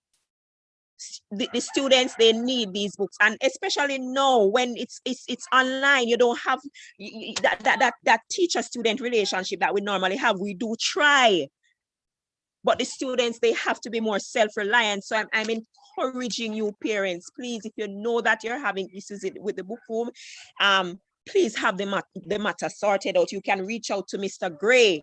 He's the individual in charge of the book room, or you can reach out to any one of us. We will try to assist you, because at the end of the day, we want our students to be well armed, and the textbooks are very, very important to them. And one of the things to remember, they are starting CSEC now, and it continues right into fifth form. So they need those textbooks to work with right up to fifth form. Again, parents, I am asking you, please, if you're having issues with the book room, have the matter sorted out. All right, supplementary books. I'm talking about the book list. You were given a book list. Many of you were confused as to what to do. Basically, what you are supposed to do was to purchase the books that related to the subjects that your child, he or she is doing, right? The suggestion is you can reach out to the subject teacher to find out which book is being used now. So you buy the most important books now, and you buy them as you go along. You don't need to burden yourself in purchasing the books all at once if you do not have the money, which most of us, we don't. So I'm asking you to reach out to the teacher. I can tell you for history, you have 3 books on the book list. I will tell my students when to purchase the book, because we don't start using the book just yet, but I will tell them when to purchase the books as we go along, and other teachers will do the same, but you can reach out to find out when or how I should go about getting the resources. Other than textbook, we're talking supplementary materials. So we're talking about for those who are doing the foods, the apron, the pullovers that they use down at the woodwork department. CXC has certain things that they would need to down at for technical drawing, they need the T-square and all of these things. Parents, I am asking you, please make every effort to purchase these items. COVID is real. COVID is very, very real, and we don't know who carries the virus. And we want to protect our children as best as possible. So I'm going to ask you, please, these little items that they need to provide it to them so that they don't have to borrow. And I'm very sure that the teacher will not allow them to borrow. Mr. Ritchie also reached out to me, the technical drawing teacher, to stress the need for the students to have their own laptops. In light of what is happening with all of these mutations, he's stressing. So if you are able to afford it for those who have laptops, kudos. I don't know if there's any assistance from the guidance department in loaning laptops, but we can discuss further. But if you can afford a laptop and your child is doing technical drawing, please make the sacrifice to get the resources for the child, for your child. All right, so I'm asking you, please, again, parents. All right, I think I am getting through. Hopefully my parents are listening. Now, fourth form expectations. Your students would have gotten their subject options. Many of them, they would have gotten all the subjects that they have chosen. Many of them, there would have been changes. We would have had query periods for persons to reach out to say so and so and so. Several adjustments were made, especially in regards to biology and chemistry, to accommodate more students. All right, I'm going to ask you, coming Mr. Nelson, I'm going to ask you, please, to check with your child to ensure that they have 8 subjects. 8 subjects. Of the 8 subjects, they must have English language, must. All right, they must have math. So if the child is doing additional math, the child should not have regular math. All right, so if the child has additional math, the child should not have regular math. If the child has that, please ensure that the child reaches out to his or her form teacher or myself. All right, I'm going to ask one of the teachers to put my MOE email in the chat for me, so parents, you can get this and you can send me an email. They need to have the math, they need to have information technology or EDPM. So let me go again. They need to have information technology or EDPM, not both.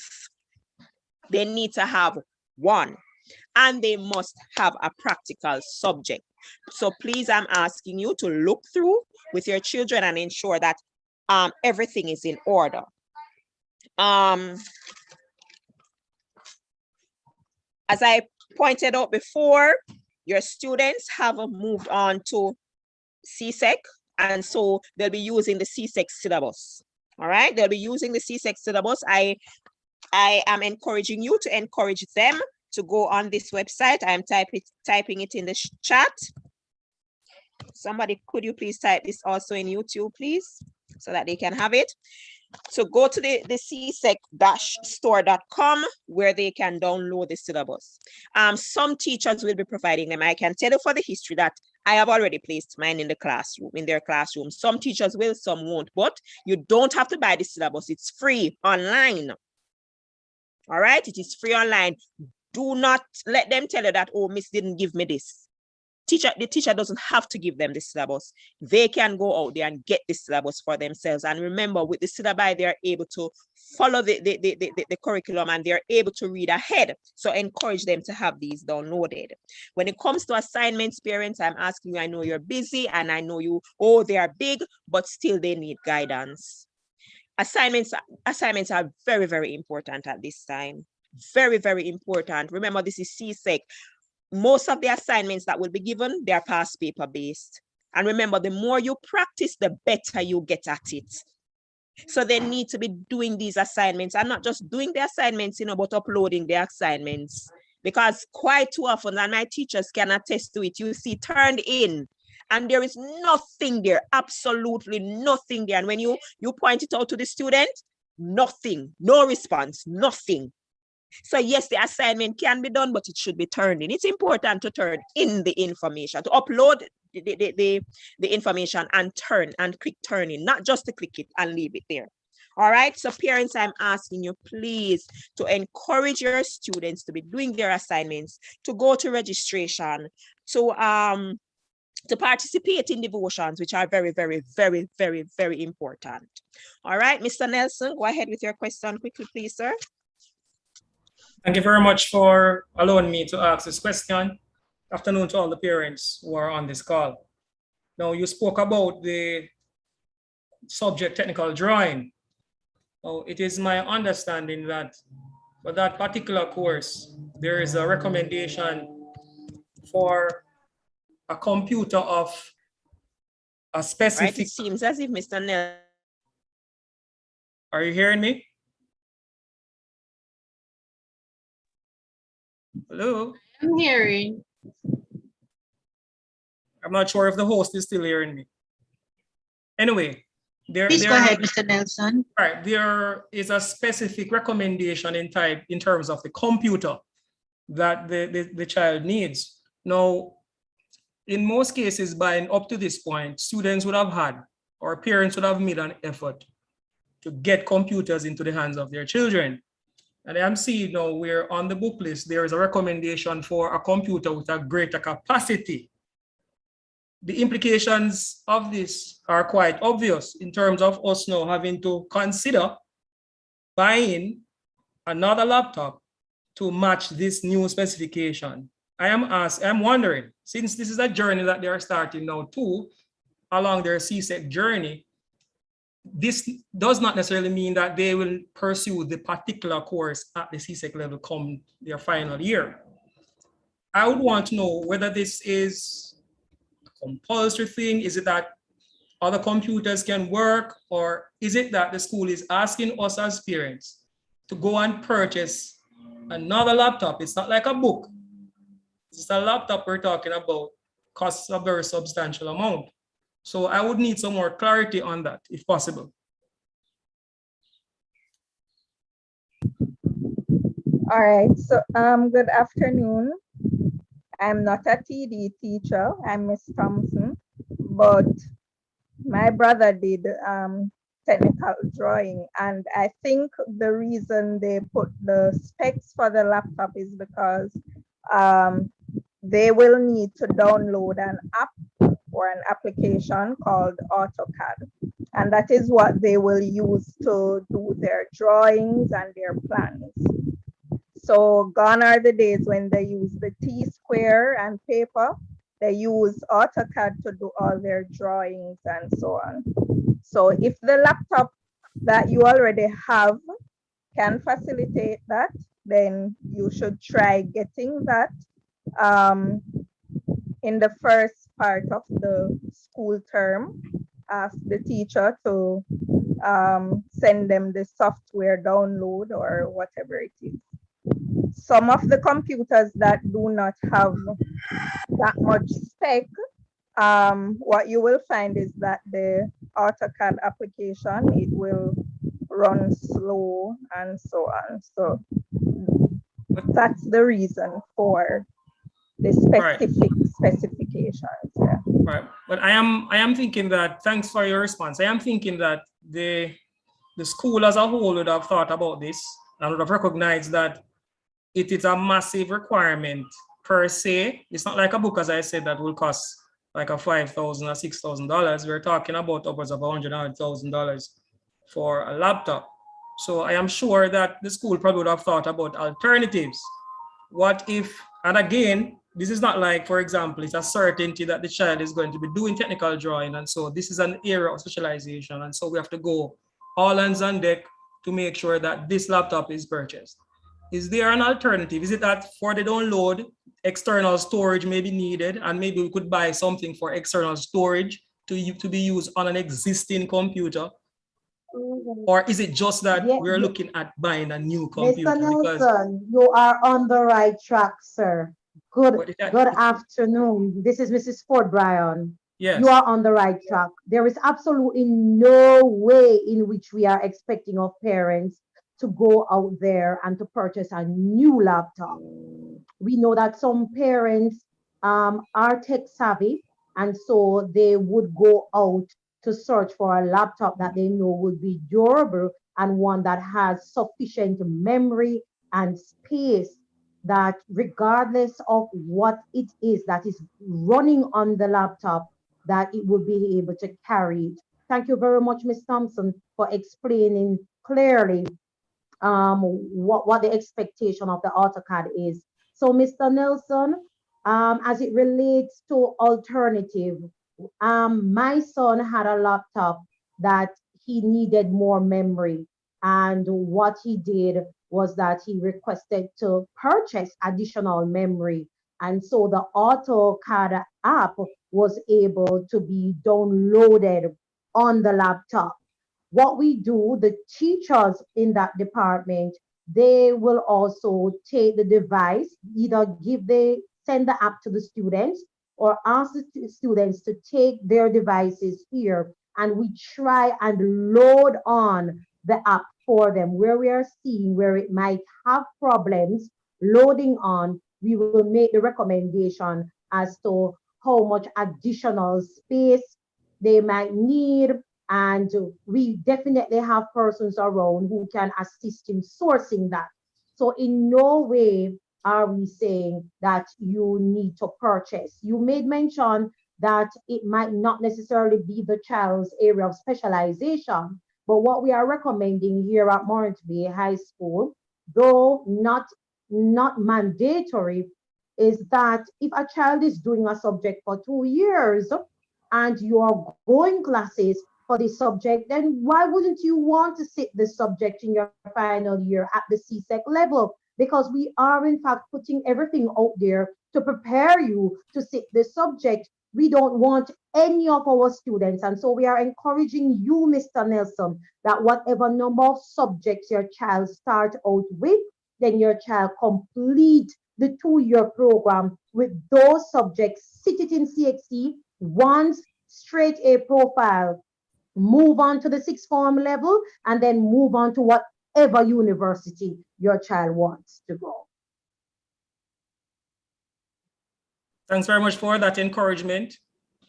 But I would caution you not to forget the child in the discussion, because I know, for example, when I attended high school, I had subjects that I had interest in and subjects that I didn't have interest in. And so if I'm doing a subject for the first time, I am going to feel it out first. And if I have interest in it, and I think that is something I'm competent in, I would pursue it. But if the child is not performing well, has no interest, I think there's no point in plugging a horse. I'm not saying that I'm going to be discouraging my son. I am just making that point, just generally within the discussion itself. But I want to thank you Right, for but it is the but it is an clarification encouragement.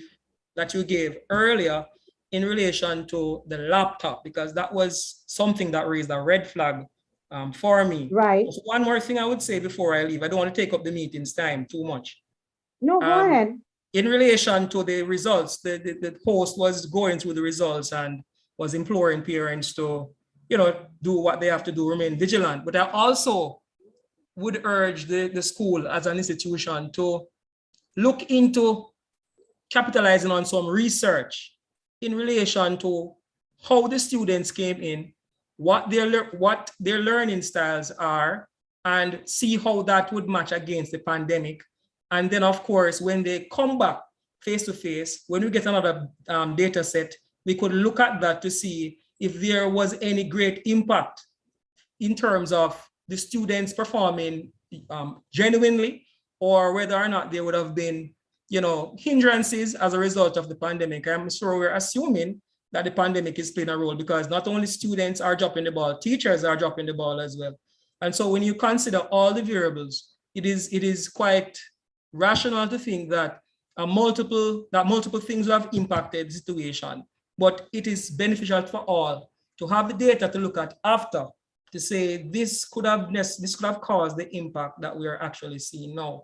So, I'm just recommending that outside of just hearing what is. And also credibility is another thing too, because doing the course virtually, it's impossible sometimes to know the students are the one doing the work. And so validity becomes questionable there too.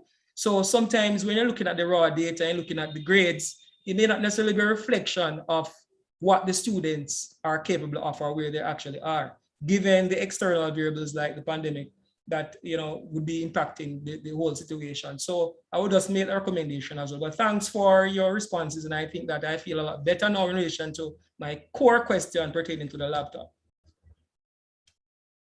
Thank you so much for your recommendation, Mr. Nelson, and we will certainly take that into consideration. But most of the variables that you would have mentioned, we did factor those in as well.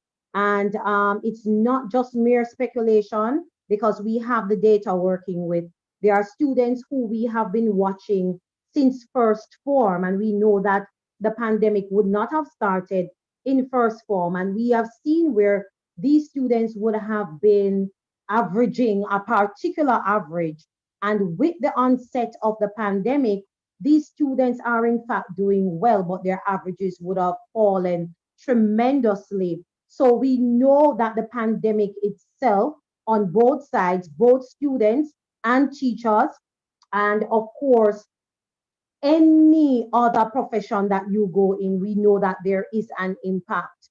So we know that there are many variables too, because the pandemic would have led to socioeconomic issues and other variables that are coming into play. But we know definitely that the validity of the exam is not where we want it to be. And so this is one of the reasons why we utilize in-house assessment as well as the online assessment. And it is really what we have at our disposal at this point. But we have taken it into consideration that at least for this year, we are hoping that we will be allowed for the students to come to school face to face to actually sit the examination under exam conditions so that we can know exactly what they really know. So we are aware that the validity of some of our exams are being compromised because we really don't know what they do at home. And though we are trying to supervise it as best as possible, it's just not 100% certain. So thank you very much. It goes to show that as a parent, you are in tune with what is happening in the system. And I do look forward to partnering with you as we continue on this pathway with your child from 4th to 6th form, sir. So thank you so much for your input. All right, thank you, Mrs. Ford-Bryan and Miss. Thank you, Mrs. Ford-Bryan and Miss Thompson. I got bumped off a while ago. I honestly thought that it was Mr. Nelson who was having issues until I figured it was me. All right, Mrs. McDermott.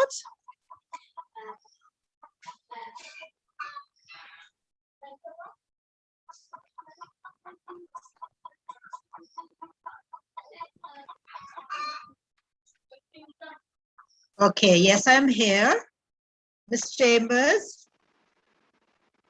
let me observe all protocols and greet all the different categories of persons on this platform. A pleasant good afternoon to you all. I must say this is really a long day, but of course what is said needed to have been said. And I really hope, parents, that you are taking notes so that even if you're tired now, later on you'll be able to look back and remind yourselves of what was said. I just want to start by commending the hard-working form teachers. I am happy, parents, that for fourth form here now, as for other years also, there is continuity, and we really welcome that, because some of you would have known your child's form teacher from second form, third form, and now they are moving with their form to fourth form, and of course they will continue to fifth form. So I know that by now some form teachers know their students very well, and that is very good because they are able to assist them better when they know them. So I just want to thank Ms. Thompson, Ms. Norman, Mrs. Beckford Coley, Mr. Perry. Mr. Perry joined the group last year, but I just want to thank you for the way in which you have been working with these students. Parents, I can attest it because I tell you, I remembered in third form when we started the Google Classroom, and when I saw the extent to which the teachers reached out to ensure that the students were online, accepted the invite, and finding out what their difficulties were, I really applaud the form teachers. And I thank you for your service, and I know you are going to continue to do very well with these students. No more than ever, they will need you, because this is the time when they really need that support. So thank you very much, form teachers. And I just want to say welcome aboard, Mr. Okungai and Miss Grant, that's Jay Grant, welcome aboard. And I know you'll enjoy working with these students. I know Miss Gordon is not here, and also Miss Grant, but I just want to express thanks to them also, because they too have been working with these students since second form. So thank you very much. I am seeing in front of me here now one class of students, 41 students. I don't know how many are online, Ms. Chambers. I don't know if we have many classes online, but I have just one class here. So one class of parents, where are the other 5 classes? Or if there are others online, where are the other 4 or so classes? I must say this morning though, that we had a full house on Zoom. And when I checked on the YouTube channel, we had up to 400 persons. So I suppose many of the parents tuned in this morning as students, and they thought they heard everything, so they didn't want to come out this evening. Ms. Basker, that is just one of the explanation that I'm giving. But I'm just going to be asking you parents who are here, please spread the word around. All right, now I am here to speak to you about examination. And when we think of examination, I am thinking in particular of the external examination, because we can put it all sort of ways, but when they come to high school, yes, we are building values, we're building attitudes, and we're passing on knowledge, but in the end, they need to ensure that they do well at their external exams. Because if they don't do well at the external exams, some of them will not be able to move on as they want in life. Some might not be able to matriculate to university and colleges. And some will find out that they have to spend an extra year here, which of course is extra expenses for you parents. So from the outset of fourth form here, we are speaking about the external exams. And there's good reason for that also, because it is here at fourth form that your child or ward will begin the CXC syllabus. It is not fifth form, and many times they associate the exams with fifth form, but it begins right here, right now at fourth form. So they're going to be starting their 2 years syllabus beginning fourth form. Parents, I cannot stress enough that you need to be there with them. This is a partnership. The teachers alone can't do it. The students and the teachers alone can't do it. It has to be a partnership. Parents, teachers, students, and of course, other stakeholders are just as important. But parents, I want you to be involved in your child's learning. I want you to be an active participant. Ask them about their SBAs. Ask them about other things. Find out from them. I know at this stage they don't like to talk, and they sometimes feel that they're big. And I can say that because I have 2 students pass through the door of this institution, the doors of this institution also. And when they reach this stage, some of them feel that they are mature and they should be taking on things to themselves and not talking to you so much and discussing it, but find ways of getting to know how your child or your ward is coping and how they are getting on. Now, I need you to know that the end of the exams, not just end of year, the exams as of now will take on the format of the external exams. So whereas for first to third form, they would have had 1 paper for most of the exams, now you'll find that your child will be doing 2 papers, a multiple choice paper and a structured paper. All right, so we are getting them geared for the examination from now. Now, a lot more will be demanded of your child at this stage. There'll be less recall. The subjects will be in greater depth. They would have had a foundation from first to third form, but now you're going to find out that it's greater depth. The scope will be wider. They'll be called upon to display more academic, more application skills, more critical thinking skills, and more problem solving skills. And persons always compare the child at primary school and how they did well, and sometimes say at this stage they are not doing as well. But we need to realize that as they go higher up the educational ladder, more things are demanding of them. Now, maybe at primary school, they were very good at recall. Now, when they are at the fourth form level, yes, they will need to know the information, but they will need to apply it. And sometimes this is where they fail, in that they have not developed the necessary skills, the application skills, the problem solving skills. And this is where the assignment comes in, because the assignments are geared toward developing these skills. And then when they go to the examination, they will apply these skills there as well. All right, now, SBA. I know some of you inside here know very much about the SBA. I know some of you, this is the first you have a child reaching this level, and you might not know so much about SBA. Students are sometimes frightened when they hear about SBA because they think that, oh, SBA is a whole heap of work, but it is a welcome for them in that they are allowed to do a part of their examination before the final day of the exam. And I know some of you welcome the change in the PEP. GSAT was that one-shot exam, and you welcome the PEP where over a period of time, your child is able to work towards the final grade. And this is what is happening here now with the SBA. And they will have SBA in nearly all their subjects.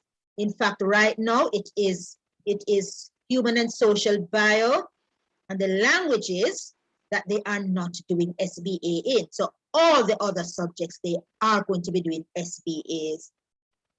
But what is the SBA? The SBA is the coursework component of CXC examination, which are assessed by the teachers using criteria and guidelines set by CXC. Now, the SBA forms a percentage of the candidate's final examination grades. So the SBA might range from 20% of the exam grade to a high of 60%. Now, as your child goes to the classes or your ward, they will be told the percentage for the different subject areas. And of course, they'll be told the format in which they are doing these SBAs. Because the SBAs are not test-based. So they are not sitting down and doing an exam for the SBAs. It is in the form of portfolio, collection of their work, and they have to work on this consistently. It might be journals, as in the arts. It might be research, social studies and other subjects. It is research that they have to do. It might be projects, presentations that they have to do, case studies, or they might have to design or compose a piece of work. But in whatever form it takes, the SBA is very important. And I want to say to you, parents, you need to ensure that your children do their SBAs. If they don't do the SBA and they're thinking of going to do the exam, study hard for the exam, do very well in the subject, they would have failed. Because once it is time for SBA to be entered, and a teacher has nothing to enter for your child, and that teacher enters no SBA, the child is marked ungraded. Or there might be one and two special circumstances, like for example, I know in the area of home economics, the home economics subject, where they do a practical. If the child is absent for that day because of illness and a doctor's certificate is presented, then of course the child will be considered and will be awarded marks. But if you have a research where you don't do the research, you are ungraded. And of course, ungraded means you have failed the exam already. So we want everybody to have that chance and that fighting chance. Parents, sit down on them for the SBAs. Most of them will be doing 8 SBAs. They cannot wait until last minute. And that is what some students do, because they say, okay, it's when I'm in 5th form that I will need to complete the SBA, and they wait until last minute. I know the teachers work with the students on a timely basis.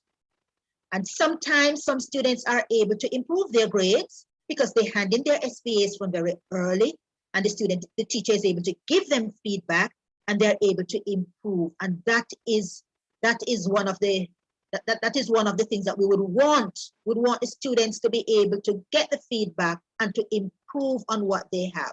Now, if they sit there and they wait until last minute, then they are not going to get that feedback. And of course, they will not be able to improve what they have. So parents, don't let them tell you they don't have any work to do. I know some subjects are going to start their SBAs from the beginning, from this first term. Some will be next term. But of course, there are foundations that need to be laid in order for the students to do well in their SBAs, their school-based assessment. Now, I'm stressing the SBA so much because what I noticed in writing on the reports is that the students don't do assignments. I hear some of you might think that the exam performance is low. If we should do an analysis of the classwork grade, you would be shocked to see and to know, because the students are not doing the assignments. And in a culture where they have not developed the habit of doing assignments, it is going to be difficult for them for the SBA. And that's why I'm appealing to your parents, because a lot of the work is done on the students' part. Teachers will not do the assignment, the SBA, teachers will guide them. And of course, they have to do their own work. So please ensure that they do their school-based assessment. Now, there are some subjects in which they do group assignments, group SBA assignments. And I know that some teachers have difficulties in that the group members will complain that some students do no work, because they feel that because they're in the group, whatever grade the group gets, they should get it, but it is not so. If it's group assignment, everybody will have to contribute equally. Now, I know that when we were at school, we usually have a form that we would send out to parents once the SBA is not being done. And I know that last year, many calls were made to parents to inform them that students were not doing the SBA. I must say that last year I was really saddened by one young man. I think 5 or 6 subjects, he was not able to do because he didn't do the SBA. And the others that he was able to do, the guidance counselor and other teachers have to be behind him, have to almost be holding his hand in order to get the work from him. So please work with your students, work with your children, and work with your ward in having that done. Now, I need to mention also, I did say it is the student's own work. We do not want anybody to be given failure simply because they plagiarize. And I can tell you that students sometimes copy.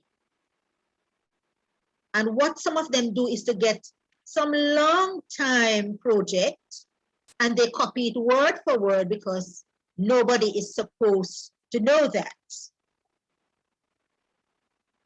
But please tell your child or your ward, see to it that they do work. Sometimes when they wait until last minute, I can tell you, it is because they don't think they need to work, because somebody has already worked for them. So have them working consistently. I'm not saying that they cannot use somebody's work as a guide, but it should not be copied word for word.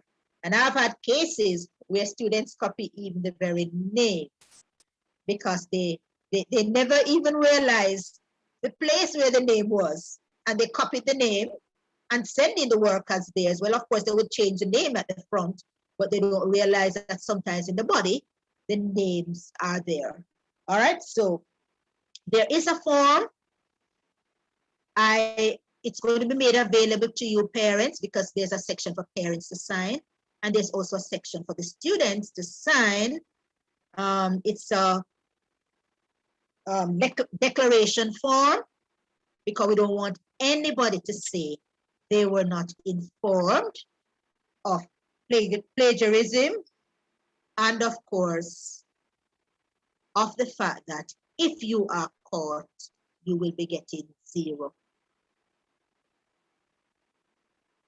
All right, now, I am going to be telling you parents how you can get some money.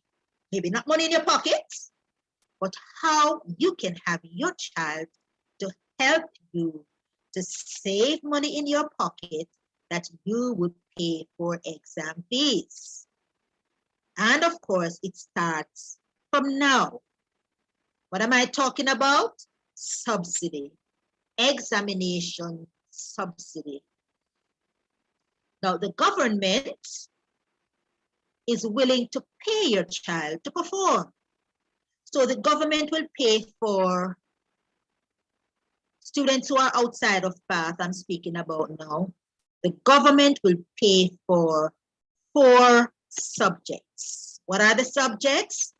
Math, English, information technology, and any science subject. So any science subject could mean biology, physics, agricultural science, chemistry. Once your child has an average of 55% or over, your child will qualify for the subsidy. 55% and over. Now, what makes up this 55% average? First of all, the mid-year exam, the end of year exam, and I'm talking about this present mid-year exam, and their 4th form end of year exam, their classwork grades, their monthly tests, and their assignments. If when the teachers average these grades, it is 55% and over, your child will get the ministry subsidy in the subjects that I mentioned. All right, so have them work towards it. Now, in addition to that, if your child is doing the business subject and he or she has average of 80% or over in POA and POB, NCB will pay for the subject. So NCB offers subsidy for those in the business area, POA, POB, but they must be scoring 80% and over. And it is not impossible because so many students have done it over the years. Challenge your child, challenge your ward. They can do it. And then if your child is doing electrical technology and your child has an average of 75% and over, JPS will pay for the subjects. So you see right there now, if you encourage your child, work along with them and they're performing, they can get 1, 2, 3, and 4, 7 subsidies. 7 subsidies. Now let me look at those who are on par. For students who are on par, the government is paying for 8 subjects. So right now, in 4th form, they are doing 8 subjects. So if your child is on par, the government is paying, because you're going to make it possible, parents. The government is paying for the 8 subjects. Isn't that good news? Encourage them to work towards it. So you see, it is possible, parents, for you to pay little or nothing. Come next year, October, when your child is to sit the external exams. All right, by way of exams, I must mention that at this stage, they will sit to the CSEC, Caribbean Secondary Education, Secondary School Education. And of course, a few of our students do sit City and Guilds. But the main exam is the CSEC exam. As I mentioned, it's a 2-year course for most of the subjects. However, if your child chooses to do ADMAT, then the child will do the ADMAT exam at the end of 4th year. Not at the end of 5th form, but at the end of 4th year. All right, so please encourage them. I must mention that I heard Mr. Nelson speaking about the fact that the child might not do the subject in 5th form. This decision is based on you and your child, parents, because your child will have to perform in order to be recommended for the subject. Recommendations are not done by teachers. Students recommend themselves, mainly by their performance in the subject. And of course, I must mention their attitude also. I have had students over the years who their performance might not be so good, but because they have that positive attitude and because they are mannerly, you go out of your way to work with them. So please, attitude is very important.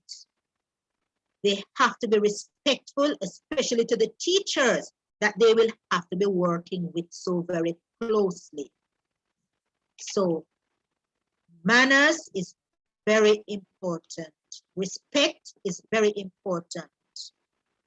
So your child will be recommended to do the subject by next year, September, thereabout. They will be recommended. And when I say recommend, all the teacher is doing is giving them the go-ahead to continue the good work that they have been doing. So please ensure that they work consistently for 4th form. Let them not sit down there, as I said before, and think the exam is 5th form and do little or no work for 4th form. Now, parents, another thing I want you to encourage your child to do, or your ward, is to pay attention to details. When we enter the child for the examination, and I remember I tell you some of your child will be doing it because they will be doing the ADMAT at the end of this school year. And of course, there are some, we don't really encourage it, but I know that there are some of you who are planning to let your child or your ward do extra subjects. What I want you to do is to pay attention to what is entered, the correct spelling of the names, the correct date of birth, and of course the correct gender. Because if you don't pay attention to these parents, you are going to pay to have them changed. You are going to pay to have them corrected. And I must tell you that the headquarters for CXC is in Barbados, and they use American dollars. Their dollar is pinned to the American dollars. Their dollar is much stronger than ours. And as a result, it is going to cost you. So when we send home, what is it called again? The subject register. Yes, when we send home the subject register, please go through with your child. Note the spelling of the name, letter by letter. Note the date of birth and the order in which it is to be given. And of course, check the sex. There's one young man who was entered as female. And when he sent me when he sent me the email, he said, Miss, I have been a male from I was born. I entered Morant Bay as a male. No, it did seem a little rude, but of course I understand, of course, it's disgusting that he was entered as a female. So check those things because they cost to change. And I know money is hard to come by. We don't want to spend money unnecessarily. So please check those things. All right. I must also ask that the subjects be checked. One student missed electrical technology for EDPM. Now, the only way that could happen is unless that student was simply looking for a subject beginning with E and say, yes, it is there. If your child needs to do a subject, and of course that subject they're not entered for that subject, and you want to have that subject added, it costs a lot of money. It's going to cost you $100 US. It's going to cost you $2,250 as a fee for CSEC, and it's going to cost you the $3,880 for the subject. So students who had that problem this year ended up paying in excess of $21,000. That worked out to nearly half of what they paid for the total number of subjects they were doing. So parents, I'm going to ask you, please assist them in this way. Now, I'm just going to give you a breakdown of what this year's fee is like. Some of you will be paying, as I said, for the ADMA. Some of you will be paying next year. That is, if your child don't work hard enough to get the subsidy. So I have done a simple breakdown here, and I am going to be posting it in the chat because what I have there is a child who will be required to pay registration fee. The registration fee is what the school will use to cover all the necessary things that deal with the exam. All right, so that is $2,500. That's the examination. That's the registration fee. And then all students are expected to pay an entry fee. This year's entry fee is $4,870. Remember, I told you that the fees are pinned to the Bayesian dollar, which is pinned to the US dollars. And of course, you know, the dollar keeps sliding when compared to Jamaican dollars. So expect increase, but this is just to guide you. So the entry fee for this year, $4,870. The subject fee, all subjects cost $3,880 this year. And to that, you're going to be adding orals if they are doing any of the languages, if they are doing any homework subject, you're going to be adding practicals to that. And if they are doing PE practical fee is $3,040. The practical for homework subject is $1,420, and the orals $1,750. So the breakdown that you are seeing that I just put in the chat there, that's the breakdown for a student who is doing 8 subjects, 1 oral, 1 practical, and PE. And that amounts to $44,620. $44,620. Now, no subsidies applied to this. And so that is why I'm saying encourage your child to work hard, because if the subsidies applied to it, all you might end up paying would be, in some cases, entry fee and registration fee. And in the case of PATH, if your child is doing well for the 8 subjects, all you will end up paying is the entry fee. This sounds good, parents. And I want you to let your child help you in this respect. So please encourage them. Find out from them how they are coming on. As I mentioned, be involved in the child's learning. We expect all of you to be a participant. So that basically is it on examinations. Remember, it starts this year. And please work with your child so that they get as many subsidies as possible. All right, thank you very much for listening, parents.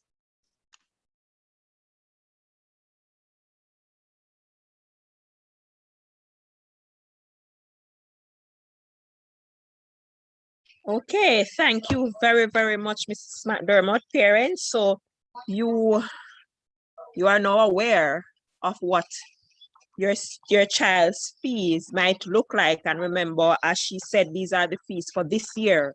And every year the fees are increased. So as our previous external coordinator would encourage her parents to start putting down the savings, as she would say that the savings should have started a long time ago. So if there's a partner plan, you need to have it sorted out so that you know you are ready and prepared, because I can guarantee you that as soon as they get to fifth form, it is time to pay those fees. Mrs. McDermott, if things should be regularized, we would start paying fees in what, October, November, correct? October of their fifth form year. October, right. So we're asking you and for parents those who to are doing take AdMath, it is next month. All right, parents, So you you have an heard. idea of the entry fee and you have an idea of the subject fee to put aside for next month. All right, so parents, you have heard, you are aware, please start making those arrangements. I know that our students will be working very hard to get the subsidies, but still you still have to pay something over to CSEC. All right, we have one final item, timetable. We won't go into detail because we would have done it with the students this morning, but just to give you a brief overview so that you understand, right? You understand how your child's timetable is set up and how their day should progress. Mrs. Beckford Coley.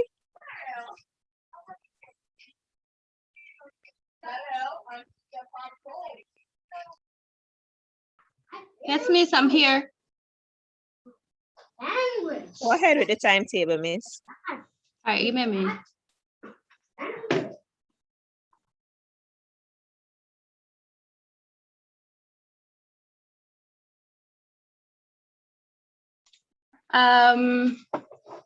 Just give me about 2 minutes to get it up for me, please.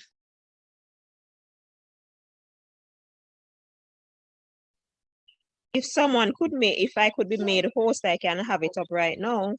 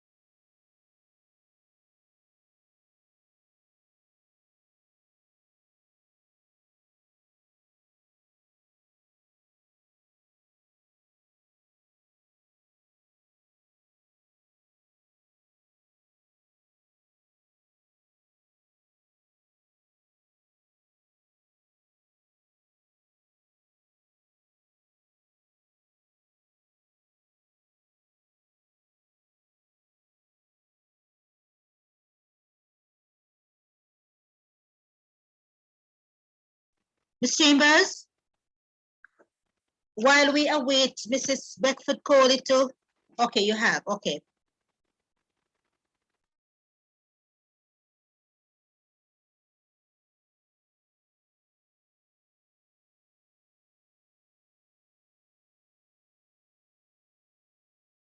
Mrs. Coley, you can go ahead, miss. I have it up.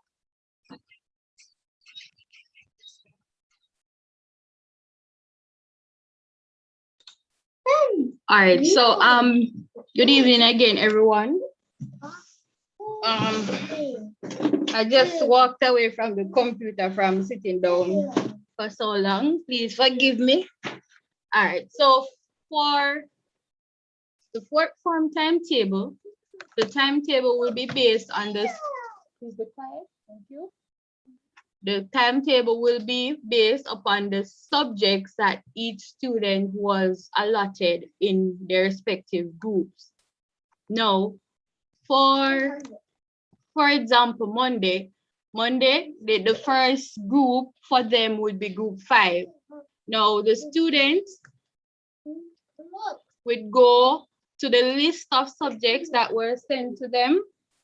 I sent it twice to my class. So for group 5, they'll go to their list of subjects and look under group 5 to see which subject they would be doing. All right. So for example, I'm not sure if I have that one up.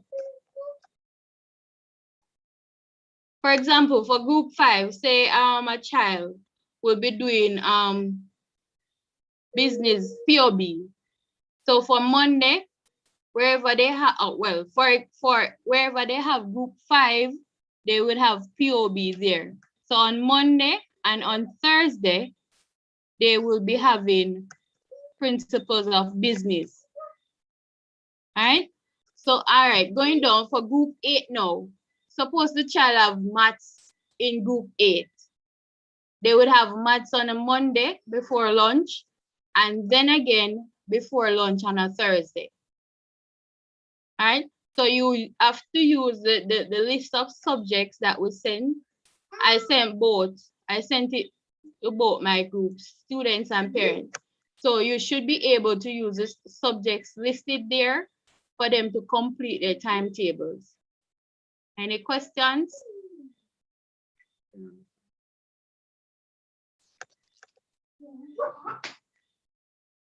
Any questions so far?